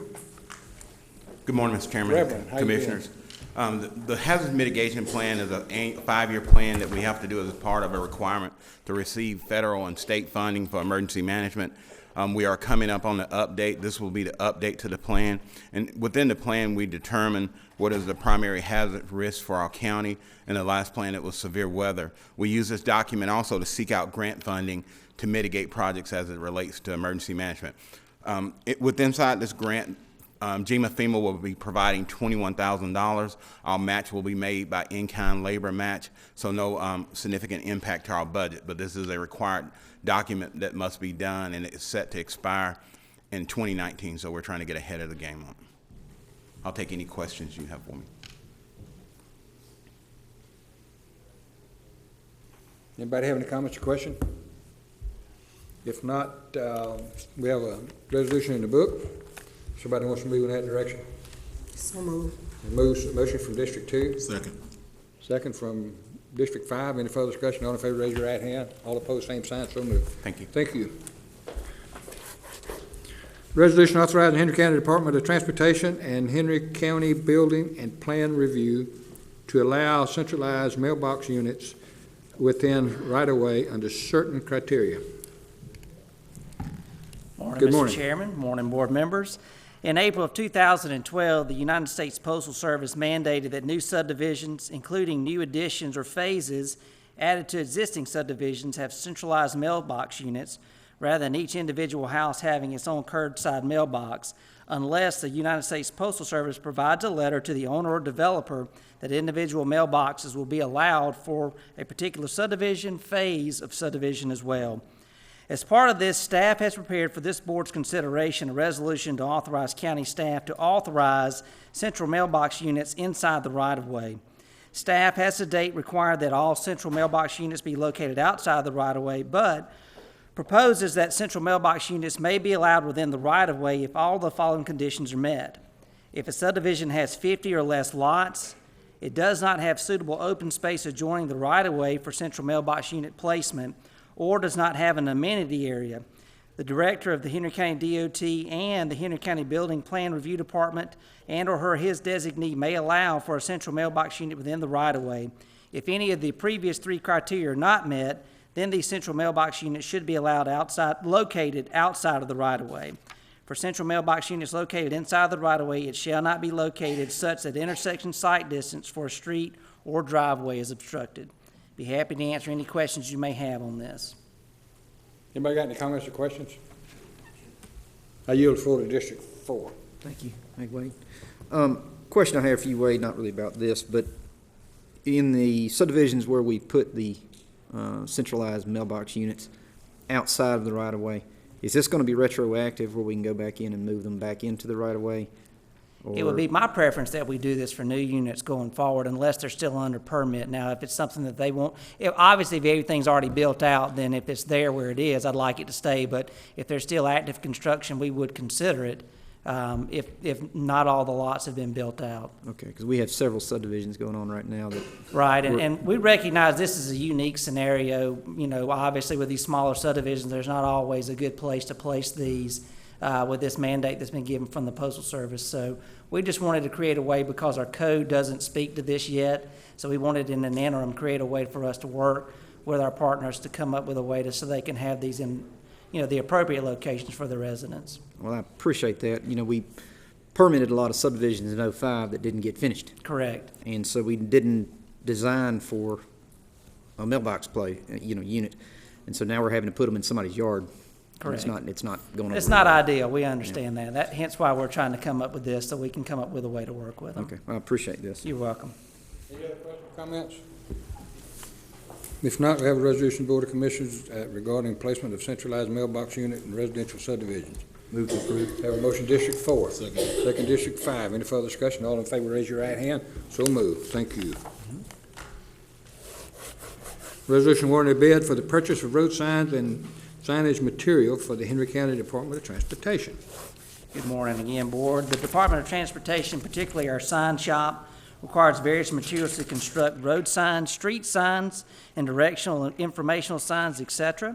Having a contract for these items allows quick access to the product without the necessity of bidding each time the product is required, and also guarantees prices will remain firm for the contract period. Sealed bids were sent out through our purchasing department for various road signs and signage material items. 7 vendors responded to the invitation to bid, and a bid tab has been attached for price comparison. We recommend a split award to Osborne and Associates out of St. Petersburg, Florida, for items 33 through 38 and 44 through 46, and Vulcan Aluminum out of Foley, Alabama, for items 1 through 30 and 39 through 43 is the overall lowest and most responsive bidders. This will be a unit price contract with no fixed quantities. The prices will remain firm for the contract period. DOT will be the primary user. However, the contract will be available to all county departments that require this commodity. Funding for this product is allocated within the requesting department's budget, and materials will be ordered as required and approved. Be happy to answer any questions on this item. Anybody have any comments or questions? Yes, ma'am. Mr. Stroud, I have a question in reference to, I know that you noted that the county departments that require the commodity will have availability to this. Have you guys considered signs at the airport? Specifically on the airport property or leading up to it? Leading up to directions? I have not spoken with Mr. Tony about that, but that'd be something I'll be happy to speak with him about, to come up with a signing plan if that's something that you would like us to do. Okay, because I think that there's nothing that's saying that it's there. I think Sure. Yeah. Understand. Okay. Any other questions or comments?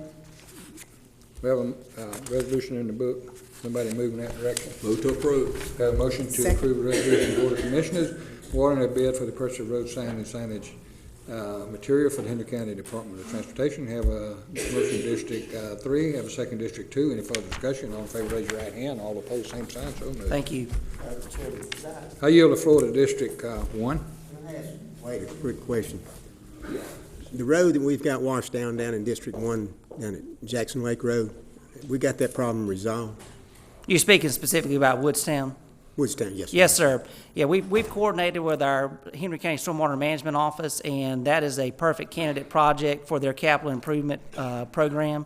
And they're going to score it. We're in the process of getting a firm cost estimate on that, and we're going to be bringing that item through our purchasing department in conjunction with Henry County Stormwater Management so we can get a construction done for a box culvert system there. Yeah, I know it's been, what, over a year? It has, yes, sir. At first, the residents in that area did not want the bridge put back in place. For a while, they enjoyed their anonymity without the traffic coming through. And I think at this point in time, some have decided they don't like that anonymity anymore, and they'd like the bridge to be back in place. But obviously, we're not going to put back a wooden bridge. It'll be a reinforced box culvert. Well, I know that I've got calls, and of course, Commissioner Barham has got calls about it too. 'Cause Right. Yes, sir. They didn't know whose district was Yes, whose. sir. Anyway, I've got another question for you. Okay.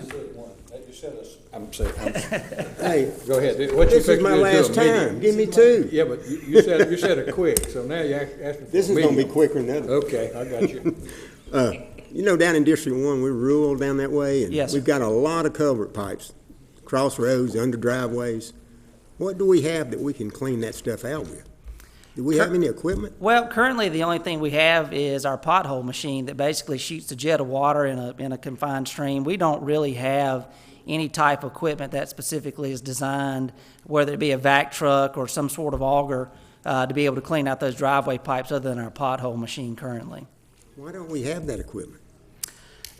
It's something that obviously as we've looked at needs of the department, we've got some other needs. That hasn't been something that, you know, we've had at the top of our priority list as far as our needs go, but it's something that we can obviously take a look at. It'd be extremely beneficial to us, but you know, as a department head, there's some other things that I'd like to see our department, you know, try to have in front of doing something like that.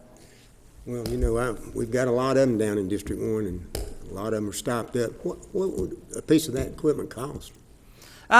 If you were to get an auger, they do make auger attachments to go on the front of the booms of the little small excavators like Stormwater has. You can get one of those for about $15,000. Obviously, a vac truck would be much more expensive, but it may be able to prove beneficial in other ways as far as maintaining storm drains, enclosed systems with catch basins and whatnot. But just a simple auger attachment that you could put in the pipe, back the material out, is around $15,000. So how do you clean them out now? Well, all we've got now is the jet of water through the pothole machine, and that's largely ineffective. It shoots a very small stream. It basically loosens the material up, and we can take a shovel or rake and stick it up in the pipe and pull the material out. So do y'all actually remove culverts and clean them out and put them back? No, we don't remove them, no, sir. No, sir. No, we just get down in the ditch and shoot the water up in there and take a shovel and reach up in the pipe and pull as much out as we can as it loosens it up. Are you talking about a jet trailer? Y'all have a jet trailer? No, sir, we don't. All we have is a pothole machine now. It shoots a small jet of water. Oh, what does a jet machine cost, whatever you call it? It costs you a Those trailer? vac trucks are probably $350 for a brand new one. We looked at some last year in our capital schedule, and Wade was just drooling over one that was like $360. I think Commissioner Barham was looking at one that's around $500,000, but that's that's another story. $500,000? No, we don't. No, and also a street sweeper would benefit us as well, because the street sweeper would represent all the districts. Like we talked about in the past, we could do District 1 on Monday all the way through District 5 and on Friday, and get our streets a lot cleaner. And those things, the Timco has a vacuum on it where we could do an attachment. You could actually suck that stuff out of those pipes, so that and we could pay for it out of stormwater. And Why are we gonna buy something like that when we can continue using the street sweeper from the city of McDonald? because we're not getting the use we need. Right. Yeah, just like every department, we have a lot of equipment needs, and, you know, we could definitely use the board support on tackling those.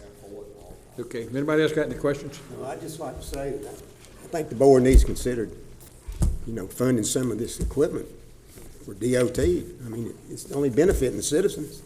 I mean, mine stopped up, to be honest with you, and it's on the right of way. It gives us a surprise to me for the organization work that we do, that we don't have a VACCon truck. I will tell you that when that first came up last year, I thought we had one. I was just looking at the capitalization of replacing it. Turns out we haven't ever had one. And we've leased them in the past, apparently, but for an organization this size, the type of roads and the benefit it does as far as keeping things out of your stormwater infrastructure, vac truck is a very good thing to have. So it's on our priorities, but we've got some bumps in capital improvements that or in capital equipment that we've struggled with the last couple of years. You know, I just asked if the board would consider it at some point in the near future. Yes, sir. Okay. Anybody else have any comments or questions? Thank you so much. Thank you. Resolution approving the 2017 Henry County Public Safety pay grades and minimum salaries. Major. Morning, Mr. Always Chairman, good to see Board of your Commissioners. smiling face. Yes, sir, absolutely. Good morning to all of you. As you recall, back in May of 2016, we came forward and got a resolution from you to do some corrections and to pull out public safety away from the other pay grades with the county and to identify our own specific system. Since that time, we've gotten a new fire chief, a new human resources director, and with due diligence being our primary effort, we wanted to involve all these new parties into what we were doing. It's imperative that they're on board and that they understand and they have input into this program. So since that time, we've gone through the process of reviewing everything that we did back in May. We've identified some positions that were left out. We identified some positions that were approved in the budget cycle and now need to be included as well into the pay grades. And we've identified certain categories where there was disparity with the other departments, meaning that they were comparable in supervision and responsibility, but they weren't comparable in the PS grades themselves, so they needed to be corrected. So what we've done is we've created a 2016 pay grade schedule to be able to bring forward to you today. In addition to that, instead of identifying the starting pays in these positions, Human Resources Director recommended that we identify these as minimum grades. That also gives the board as well as the county manager the opportunity to be able to bring someone in at a rate higher than starting pay by calling it the minimum, to be able to get some good quality applicants to be able to come in from outside the county. If you have any questions about the individual corrections or some of the changes that were made, I'll be feel free to ask and I'll explain those to you. But basically this is a corrective document moving forward to be able to say this is our version of the pay grades for 2017. Anybody got any comments or questions? If not, we have a resolution in the book. Somebody wants to move in that direction? Move to approve. Have a motion to approve the resolution. Second.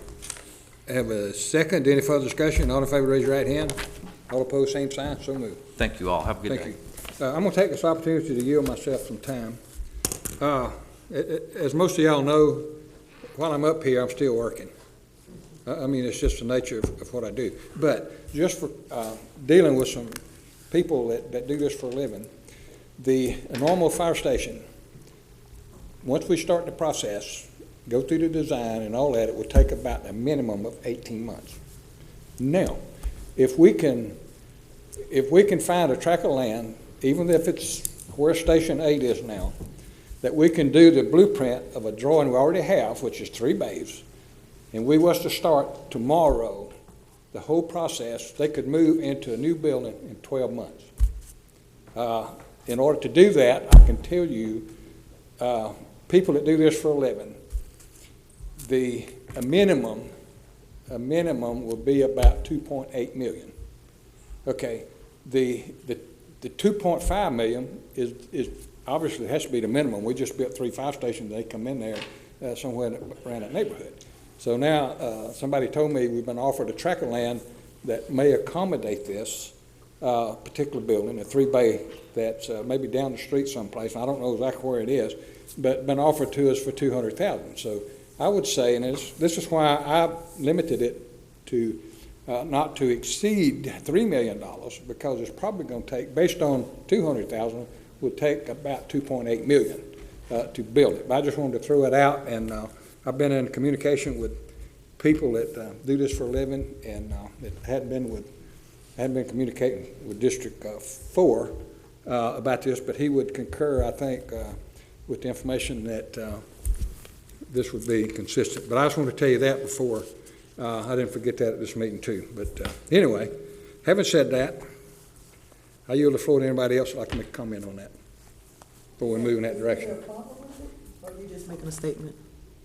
I have a problem? I mean, you would say, I was just trying to figure out what you were trying to say. I'm telling you exactly what I'm saying. I think we ought to, use fund balance and approve $3 million today. Thank you. Start the process tomorrow, and if you'll follow the lead, in 12 months, they can move everything back there. Okay. That's what I'm saying.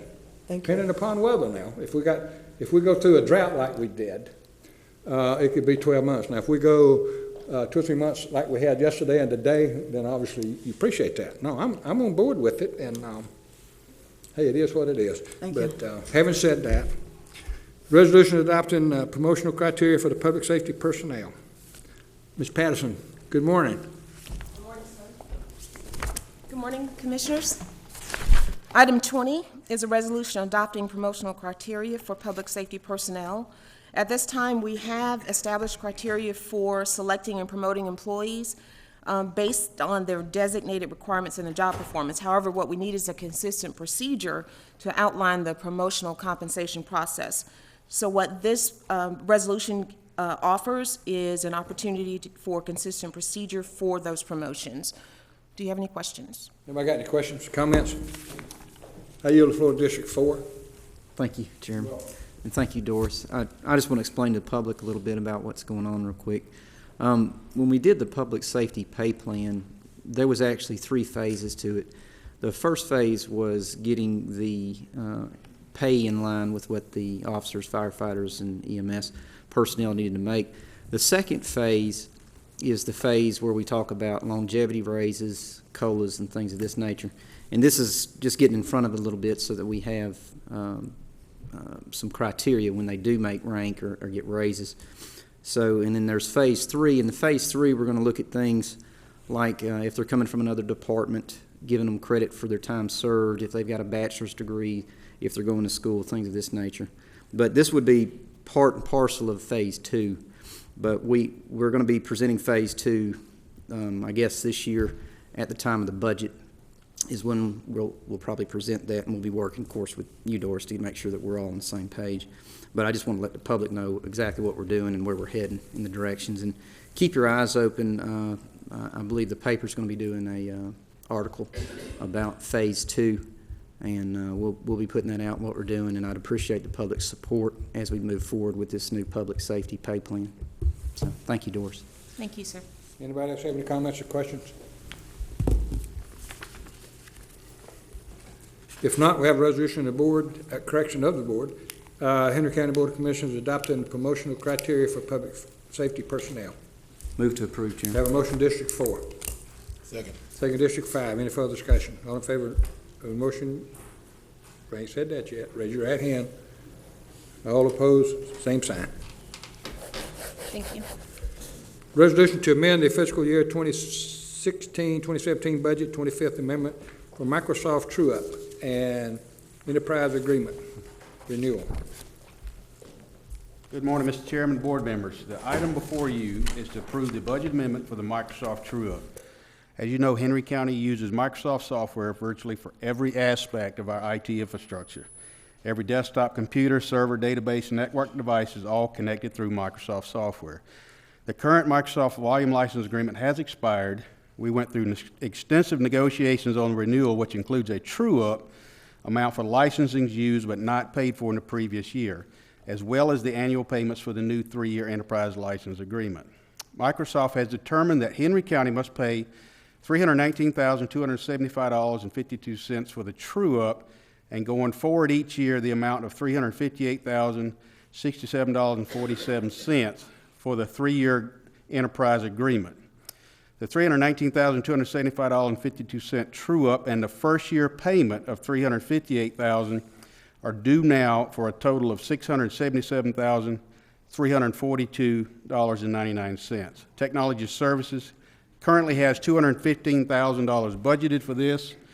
Therefore, the budget amendment is to transfer $462,343 to Technology Services Repair and Maintenance account to cover this true-up cost.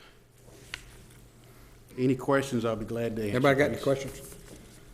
Questions or comments? I yield the floor to District 3. Skip. Yes, sir. I know we got in a little mess on this because we wasn't doing anything, but should we do an audit once a year with our IT department or something that would keep us from getting in this same trouble again? I will guarantee this will never happen again. This will be monitored extensively by myself and Microsoft to make sure this never happens again. Absolutely. The agreement was signed in 2013 with Microsoft's customer service representative, and basically told us at the time we were spending $187,000 a year with them. They were told in 2013 if we upgraded to the enterprise agreement to $212,000, we would be okay.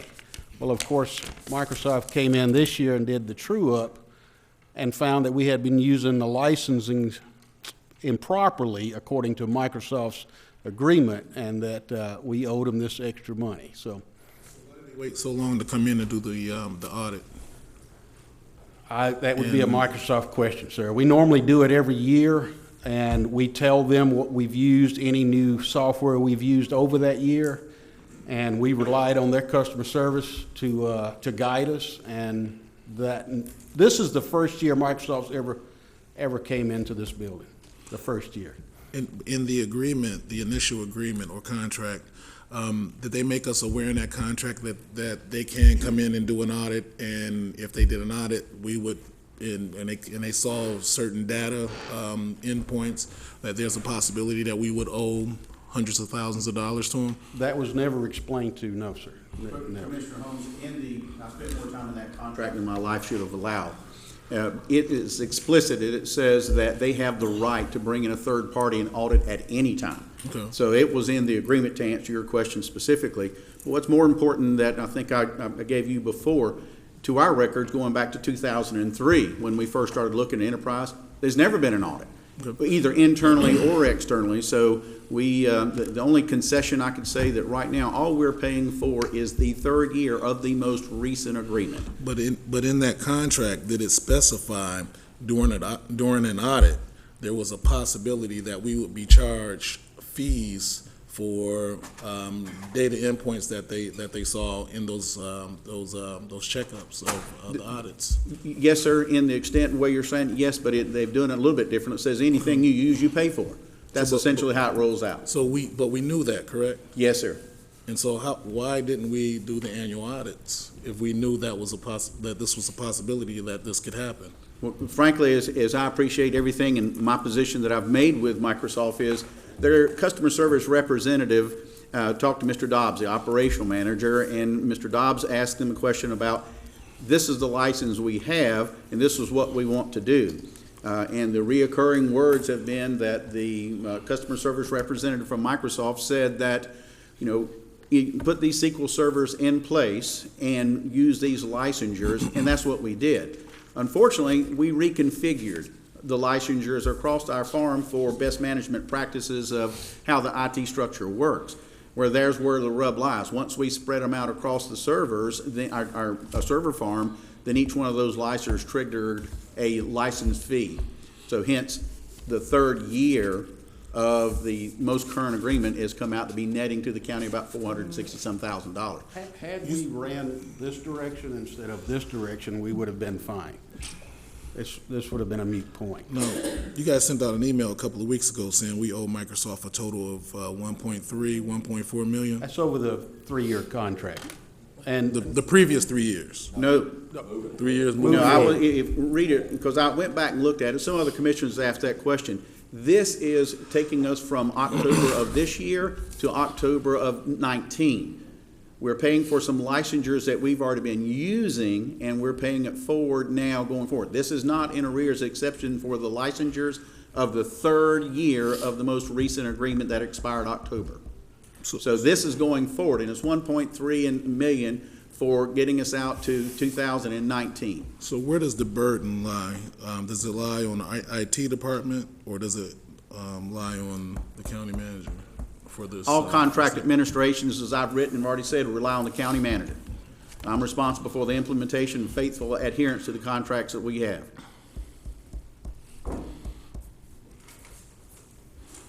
And where are we transferring this money from? Fund balance. Fund balance, yes. Does that take us below the 25%? It does not.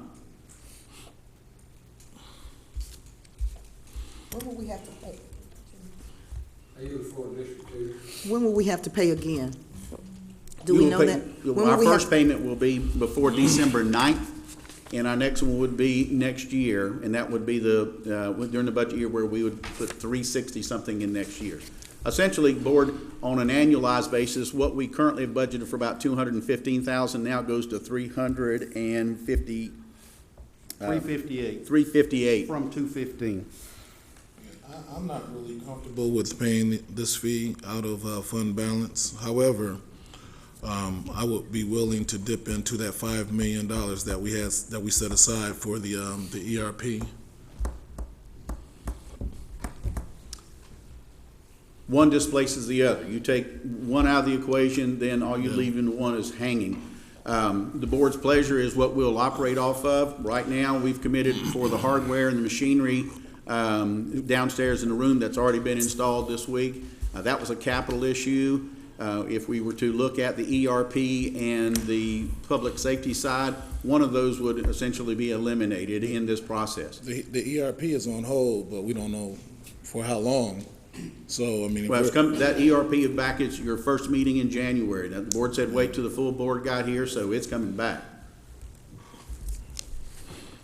Are you for District 3? Yes, sir. Skip, just so I understand this, this first year is going to do the true up, and our initial contract is $677,342. Yes, sir.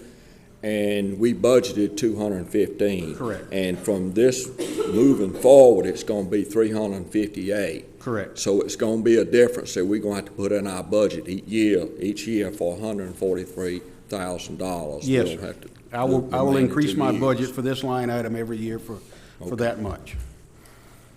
And you're going to do the audit so we don't get into this Absolutely. trouble. We've had extensive negotiations with Microsoft right now. This cannot happen again. Anybody else have any questions or comments?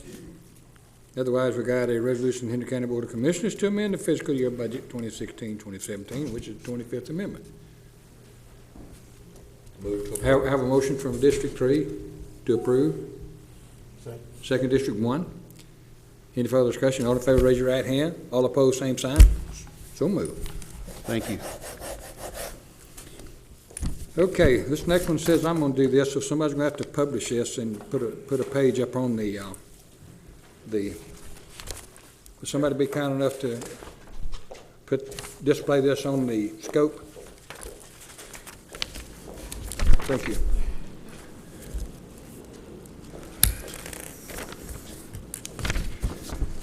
Okay, this, it's gonna take a resolution by charter approving the minute dates of the Henry County Board of Commissioners for the 2017 year. And if you'll notice here, this is all the years. It would be by ordinance, not by ordinance, by charter. It would be the first meeting of each month would be the first Tuesday of each month, and it would be held at 9 a.m. The second meeting by charter is held the third Tuesday of each month, and it would be held at 6:30. So if you'll notice all the dates right here, that's what that reflects.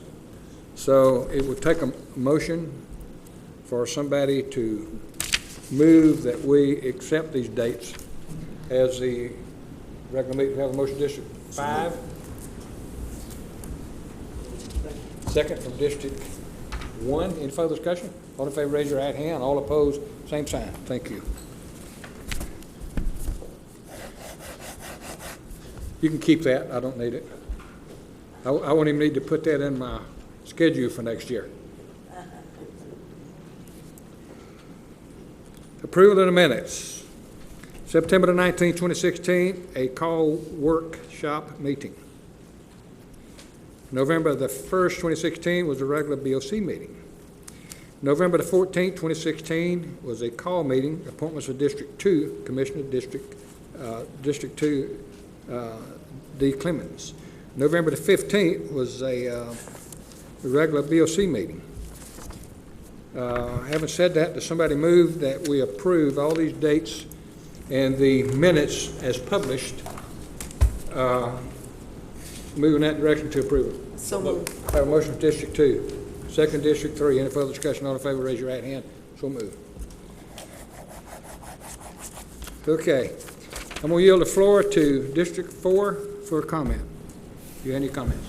Yeah, Chairman, thank you so Yes, much. sir. I'd like to take this opportunity to, it's Bo Moss's last meeting. I wanted to thank Bo for the service you've done for Henry County the last 4 years, and I don't know if a lot of citizens know, but Bo is, he's always voted the way he said he was going to vote. He's always voted for the public safety stuff. He's always supported public safety, and he's been a real treat to work with, very agreeable, and a good guy, period. So, Bo, I appreciate everything you've done over the last couple of years. We appreciate your service to Henry County. It's a tough job. You get through it with some hair left. I'm proud of you. But, Thank you, sir. District 1. Thank yourself. I did thank myself. Good. Me next? Yes, sir. District 1. I'm going to make this short and sweet. I'm not going to drag it out. I want to thank my family, my wife and my family, that were behind me 100% for the last 4 years. I'd also like to thank the board, and I appreciate working with y'all. Bruce, you being new, Miss D, George, Mr. Barnes, Mr. Smith, and Blake. I enjoyed working with you. We agree to disagree, but at the end of the day, when we walk out the door, we're all friends. And I'd like to thank staff. We've got a lot of hard-working staff and employees at the county. A lot of people don't know that. Probably 10 years ago, I didn't know that. But now that I've been behind the scenes and they're working with them, we got an amazing group of people, and people ought to thank them for it. And I've got several other people I really want to thank. I don't want to do anything one-on-one or personal and make it look like I'm showing any type of favoritism with people. But Marilyn Bowles and Michelle Weaver, they are excellent. They were our executive secretaries, and I don't know how they do it. They're trying to keep up with 6 commissioners, and they do an excellent job, and I thank them. And I'd also like to thank my appointees on the boards, the Water Authority and all the other boards, for their contribution to the county. I appreciate them so much. They didn't have to do it, but they agreed to do it. And I don't think I had I take that back. I think I had one that stepped down. But other than that, they've done a fantastic job, and I appreciate it. And I want to wish everybody a Merry Christmas and Happy New Year. Thank you. District 3. Yes, Chairman, I'd also like to thank Commissioner Moss for his dedication to Henry County and all the work he did for District 1. And it was a pleasure for him and I to work together. I probably communicated more with him than anybody on the board, but we had some joint projects that we worked closely together on, and of course we had our disagreements at times, but at the end of the day, we were still professional about it. And I just want to thank you, and I wish you and your family the best. And also, Chairman, I want to thank you for your 4 years here, and I go back a long way with you. I probably known your family a long time, and when I worked with the city of McDonough, I had some dealings with you with the city of Hampton. And of course, when you was the administrative assistant, I had to say that any time I ever called you with any kind of problem with the city of McDonough, you always responded, and you was right on top of your game. And for that, I just appreciate you too. Hope you the best. Thank you. I appreciate you saying that. District 2. Yes, to Commissioner Moss, I haven't had but 2 meetings with you, but I want to thank you for your service as well, and look forward to being able to pick up the phone and call you for that wisdom that you have if I need you. And to my chairman, also a resident of District 2, Chairman Smith, you may be gone from up here, but I know I'll be hearing from you because I am your commissioner, and I thank you for your support, always making sure that you tell me exactly what to do. But I think you appreciate that I have my own brain, my own mind. But I thank you for your wisdom, and I will continue to look for you for your wisdom and your advice as well. And thank you for your service. Thank you so much. I yield the floor to District 5. Both to you and Bo, it's been a pleasure working with you guys over the past 4 years. I think it's been a great 4 years. Contrary to what some may say, I think we've gotten a lot done. There's been times that we've disagreed with each other, but I think we agreed with each other more than we disagreed. And I just appreciate the camaraderie. I appreciate the teamwork and the partnership with both of you guys. And Chairman, I know you're not going to be going away. We'll probably see you public comment every single meeting. But you know, we're going to miss you. And again, I enjoyed working with both of you over the past 4 years. Okay, thank you. Before I do my prepared speech, I worked on this for a while. But before I do this, I would like to make a statement that these commissioners up here and staff take a beating, rightfully so maybe, from citizens that has an opportunity to get up and speak before us. Some get 5 minutes, some get 15. Having said that, I think that it would be only fair to us that if you would go on record and you would look at the speakers and you would get their name and you Google their name, and I think you'd be pleasantly surprised as to what you would find. Just for one example, Mr. Morey got up, and I think what he was alluding to was he was charged 2, 3, 4 years ago with abusing a child, spanking them. And that was all over the paper. When he ran for chairman, that was all over the papers. And this is what he alluded to. Well, he went to court, and guess what? He was completely, absolutely exonerated. You never saw that in the paper. They didn't put that in there. But I'm suggesting that if you'll just go back and look at the tapes and get the speakers and get their name and Google their name, and I think you'd be pleasantly surprised that some of these people are not lily white as they indicate that we're not. But having said that, this is my last scheduled meeting, and I speak freely and I speak honest, and I certainly appreciate the comments that the board made for me. But I just want to thank the voters of Henry County who elected me to serve as county chairman. Not long after I was sworn in office, my office description, my job description, was changed by my fellow commissioners and by local legislators. The new rule effectively turned over leadership and management of the county to a county manager. However, this redefining of my role did not deter me from doing what I promised the voters I would do. Number one is, I told the people, if you elect me, I would work to make our county more transparent so that we have the confidence of our citizens in that work that we do. Contrary to people getting up and saying, we're not transparent, we do things behind. As a matter of fact, I don't know of many or any backroom deals that this group has had. I know of none. Okay, now, if you look at executive session, we very seldom have an executive session. Okay, prior to this board, every meeting they would meet for 30 minutes and go into executive session for 2 hours. Okay, we don't do that. So I can tell you that there's no backroom deal. So I think that the board, not me, has been extremely transparent in what we do. We tried to do that. Also, I wanted to use my voice to speak for all the citizens of Henry County, especially the ones that are often unheard.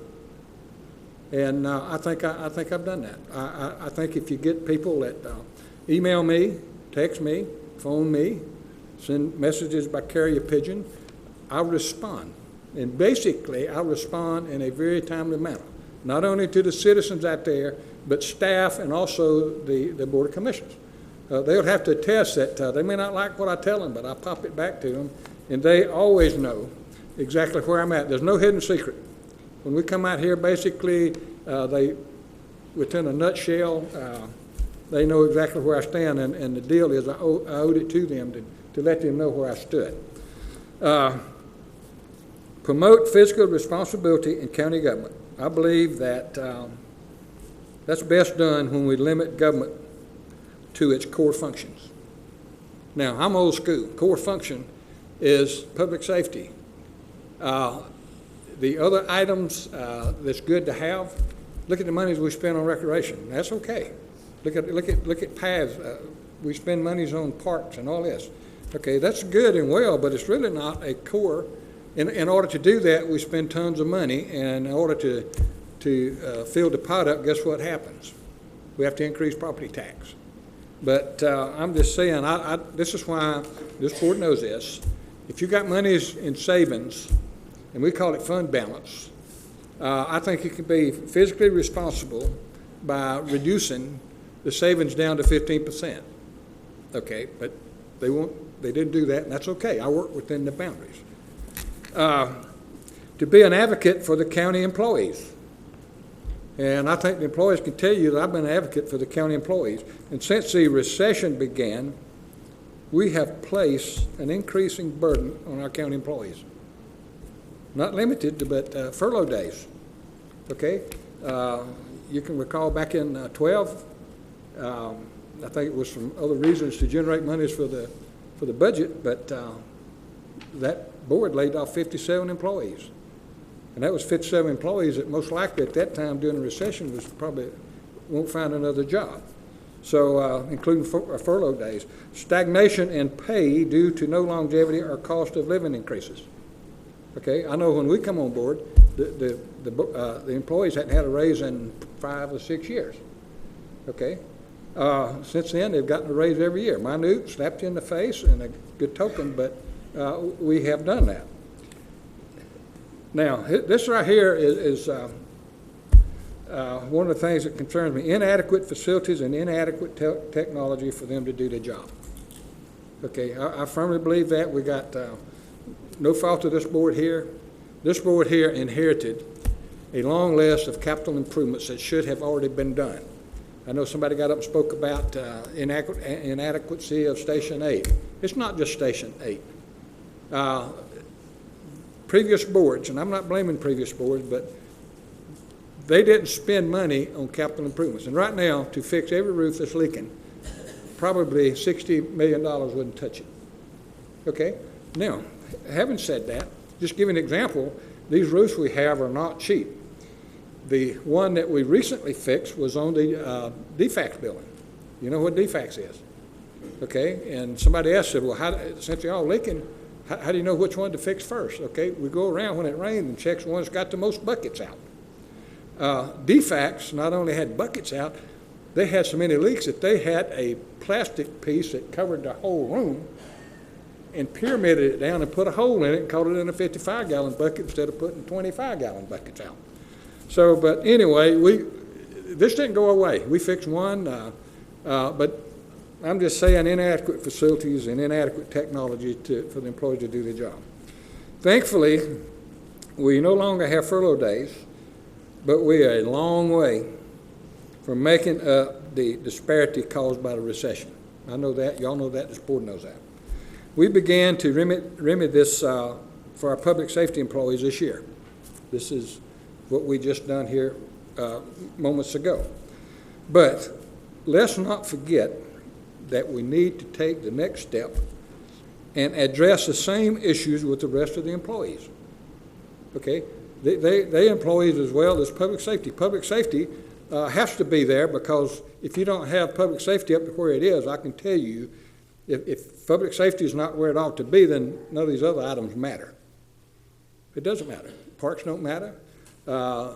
It doesn't matter. Public safety has to be the primary. We're talking about police, we're talking about fire, we're talking about sheriff's department, we're talking about EMS, and those right there, we have to meet those. And I think this board is well on its way to make that happen. But I'm going to tell you the sad truth is that many of our veteran employees are making the same amount of money now as new hirees. I mean, that's pitiful, people. They're making the same money. They've been here 15, 20 years, and somebody comes in, and you hire, and they're making the They start out the same money. And yet, I can tell you that, and I'm not out here every day like I did until I got neutered. But anyway, I can tell you that these people, these veteran people, show up every day with a smile on their face and a commitment to serve you, the people. I don't know how they do it. I know we had some issues when I worked with FAA, and everything wasn't right, and everything wasn't good, and everything wasn't kosher, but they paid them handsomely to show up, okay? Our people are happy, and we don't pay them handsomely to show up. So I think that needs to be addressed. But what has really made my service as the chair worthwhile has been the opportunities I have had to make a difference in the lives of citizens, and basically most of them was like on a one-on-one situation. I am grateful to have been given the opportunity to serve, and I really do. I wish the best for the incoming boards as they seek to guide Henry County into the future. Having said that, Merry Christmas and Happy New Year. So now, I'm going to yield the floor to the county manager. Commissioners, first, farewell to the two that are leaving us, and welcome on board to the one that's already with us and the one that tonight will join us after the elections of it. I want to give you an update on Station 8. We started grading, and we got some rain last week, and it continues this week on it. Once that grading is complete, we'll schedule the concrete pour for the apparatus building, and as I understand, just as of this day, the vendor who is providing the personnel place is still finishing up some drawings, and then we'll have that placed out there. But we're still on track to schedule. I think Hutch built the right amount of time in it to get it done in the time that timeline gave you. We'll update that again on Friday if anything changes, but right now we're just waiting on getting some grading done and pour the first slab out there. I want to brag on something and make sure the commissioners are aware that we have Santa's helpers doing a little mischief around the county right now, and very proud to tell you your staff has done a remarkable job of obtaining or fulfilling the project of filling a bus. Now, they have filled the bus many, many times over, and we're about to unveil the rest of that for the work where we're going to distribute these toys that have been collected, but I'm going to let Ms. Hobson Matthews take us through where we're at and the next things that y'all can come enjoy in the next couple of weeks. Thank you, Mr. Bonner. Certainly, I nor Mr. Bonner can take credit for pulling this off. As you all are aware, Connecting Henry, in conjunction with the county, will be hosting our Community Cares Toy Shop, which will open on Thursday, December 8th, to students within the Henry County school systems that have been identified by their counselors as in-need individuals. I certainly want to take this opportunity to thank not only Connecting Henry, but to thank some very, very important people that have helped myself and Mr. Bonner pull this together. Our county clerk has done a phenomenal job creating the toy shop.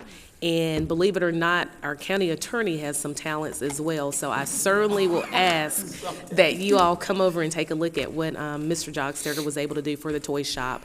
I also have to take this time to thank Angie Sorrow, Shannon Sanyo, Melissa Robinson, Ron Burkhalter, Tim Coley, and just all of our department heads and their staff members for giving time after hours to make sure that this toy shop was ready and able to open to those individuals. And that most importantly, we had a wreath contest where our county employees are certainly very competitive. We had 20 individuals to submit wreaths in which we have voted on those wreaths, and those wreaths are have been hung at the toy shop. So thank you to everyone for pulling this together. I can tell you 6 weeks ago we were very nervous about whether we were going to pull it off. And I told them I'm a Pisces, and I wait to the last minute, but we get it done. And so staff has done a phenomenal job making our entire county look good and making sure that we were able to get those toys on our bus. And I do apologize. I want to also thank Mr. Talim Salters because he was responsible for making sure that that bus moved from every location here in the county. So thank you. Oh, again, the dates are December 8th and 9th. The toy shop will open on this Thursday. We have 3 sessions where individuals will come in. It's from 8 to 12, 12 to 3, and then 3 to 6. On Friday, it's just 8 to 12 and 12 to 3. So please feel free to stop by. We are still looking for volunteers. So if you have some time where you can dedicate a couple of hours, we would most certainly welcome you. Thank you. Commissioners, a board reminder for the public, we have a commissioner thank you and farewell scheduled for 12/13 from 2 to 4 here at the county admin building. And we have in earnest kicked off what was sure to be an interesting budget session. Yesterday, I assembled a crew and we started looking at the templates and how we wanted to use this, and we continue on this morning and we'll continue on this afternoon. But we're well underway. Some people might think we're a little ahead of the game, but the work before us is extensive. So knew what we were working with, and so now we're moving on and trying to get you a budget before you a little sooner this year, so you can start looking where we're at and where we're going over this 5-year plan, operationally and capital-wise. Got that. Lastly, thank you, board members, and happy holidays. If I don't see all of y'all before we get out of here, Merry Christmas to you and yours. Thank you. This is our last meeting. I'm going to give myself some more time. There was a statement indicating that after all the board meetings, I go out the back door. I go out this door. I don't know what they meant by that, but anyway, when we get through here, no matter what time it is, we got stuff to do in the back. I got tons of documents to sign. Now, I assure you that when I leave the building, I go out the front door, if that's the front door. But some citizen just accused me, said I always go out the back door. So I think we have a back door, but I think you have to go downstairs. I park out front, so I would never go out the back door. But I just wanted to clarify that if the point was I go out this door, I do. I go out there. If you call this a back door, that's a back door. If it makes anybody happy, well, I can't do it now except this one meeting. If it makes anybody happy, I'll go out that door and then go to the back. But anyway, having said that, since I yield myself time, does somebody else like to be heard? I yield the floor to District 1. Well, I failed to read my notes correctly, but anyway, what I want to thank the citizens of District 1 for allowing me to serve them for 4 years. It's something I missed. I just would be remiss if I didn't say that. And one more. I notice our new elected District 1 Commissioner, Mr. Wilson, is in the audience, and I wish you well in your endeavors. Thank you. Thank you. County Attorney, we've got, as you well know, we put items 3C in there about Anvil Block. So if you would present your presentation. Mr. Chairman, item A is just notice to you about annexation by the City of McDonough. The City of McDonough is annexing this parcel highlighted in yellow. If you're not familiar with it, this is Willow Lane. The QT gas station is here. The Walmart is up this way. And there's a oil change place that occupies this parcel they're annexing. They are contiguous to existing city property. There is no change in the rezone or in the zoning. There's no basis for this county to take any action. Just want to let you know that annexation will progress in an upcoming city council meeting. Any questions, comments? Also, a little more, catches a little more public attention, obviously, is the city of Stockbridge. The proposed annexation of the Jodico Road, Interstate 75 property. It's gone by a number of names. I think Jodico Atlanta South is one of the most recent names. And if you'll recall, they sought to annex the property several months ago. We filed a petition in the Superior Court. The Superior Court agreed with us that the method of annexation they were using at that time was inappropriate. They could not establish proper contiguity. They couldn't connect the new property to existing city property. They have given us notice now that they're annexing in a different direction, which they're authorized to do. There's no freeze or no time limit on their attempts to re-annex the property.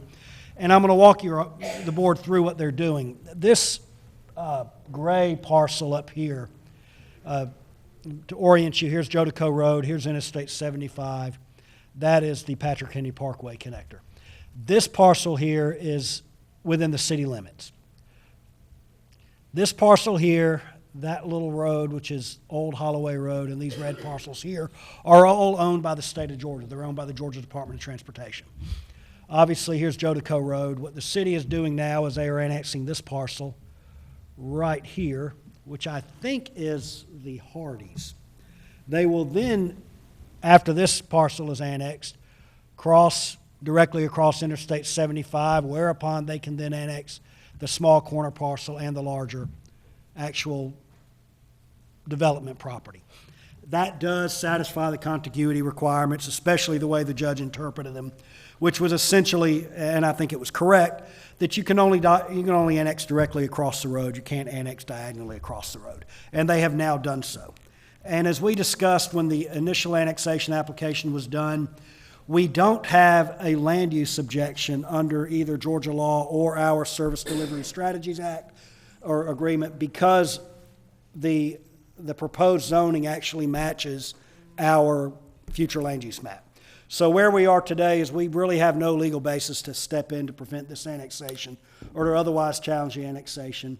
They will be voting at it. I don't know what meeting they'll be voting on it, but they will be voting on it at an upcoming meeting. So if there's any questions or comments, I'd be happy to address them. So you're saying what they're doing now is legal? I believe what they're doing now is I don't lawful. have any more comments. Anybody else have any comments?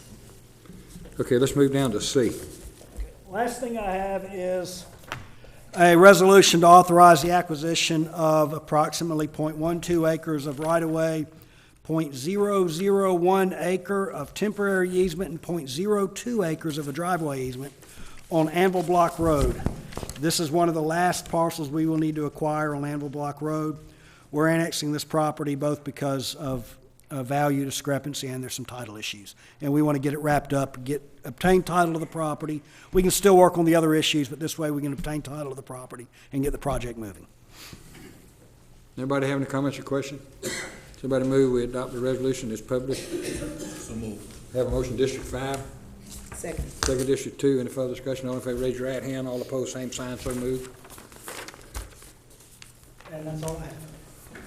Thank you. Upcoming meetings, cancellation of regular scheduled meeting for December the 20th, 2016, 6:30 p.m. has been canceled. The next meeting, January the 3rd at 9 o'clock a.m. is a regular meeting. And I will put you on notice now. I will most likely not be here. That was a joke. Having said that, does somebody move we adjourn? Move. Have a motion, District 1. Second. Second, District 5. Any further discussion? All in favor, raise your right hand. Merry Christmas and a Happy New Year.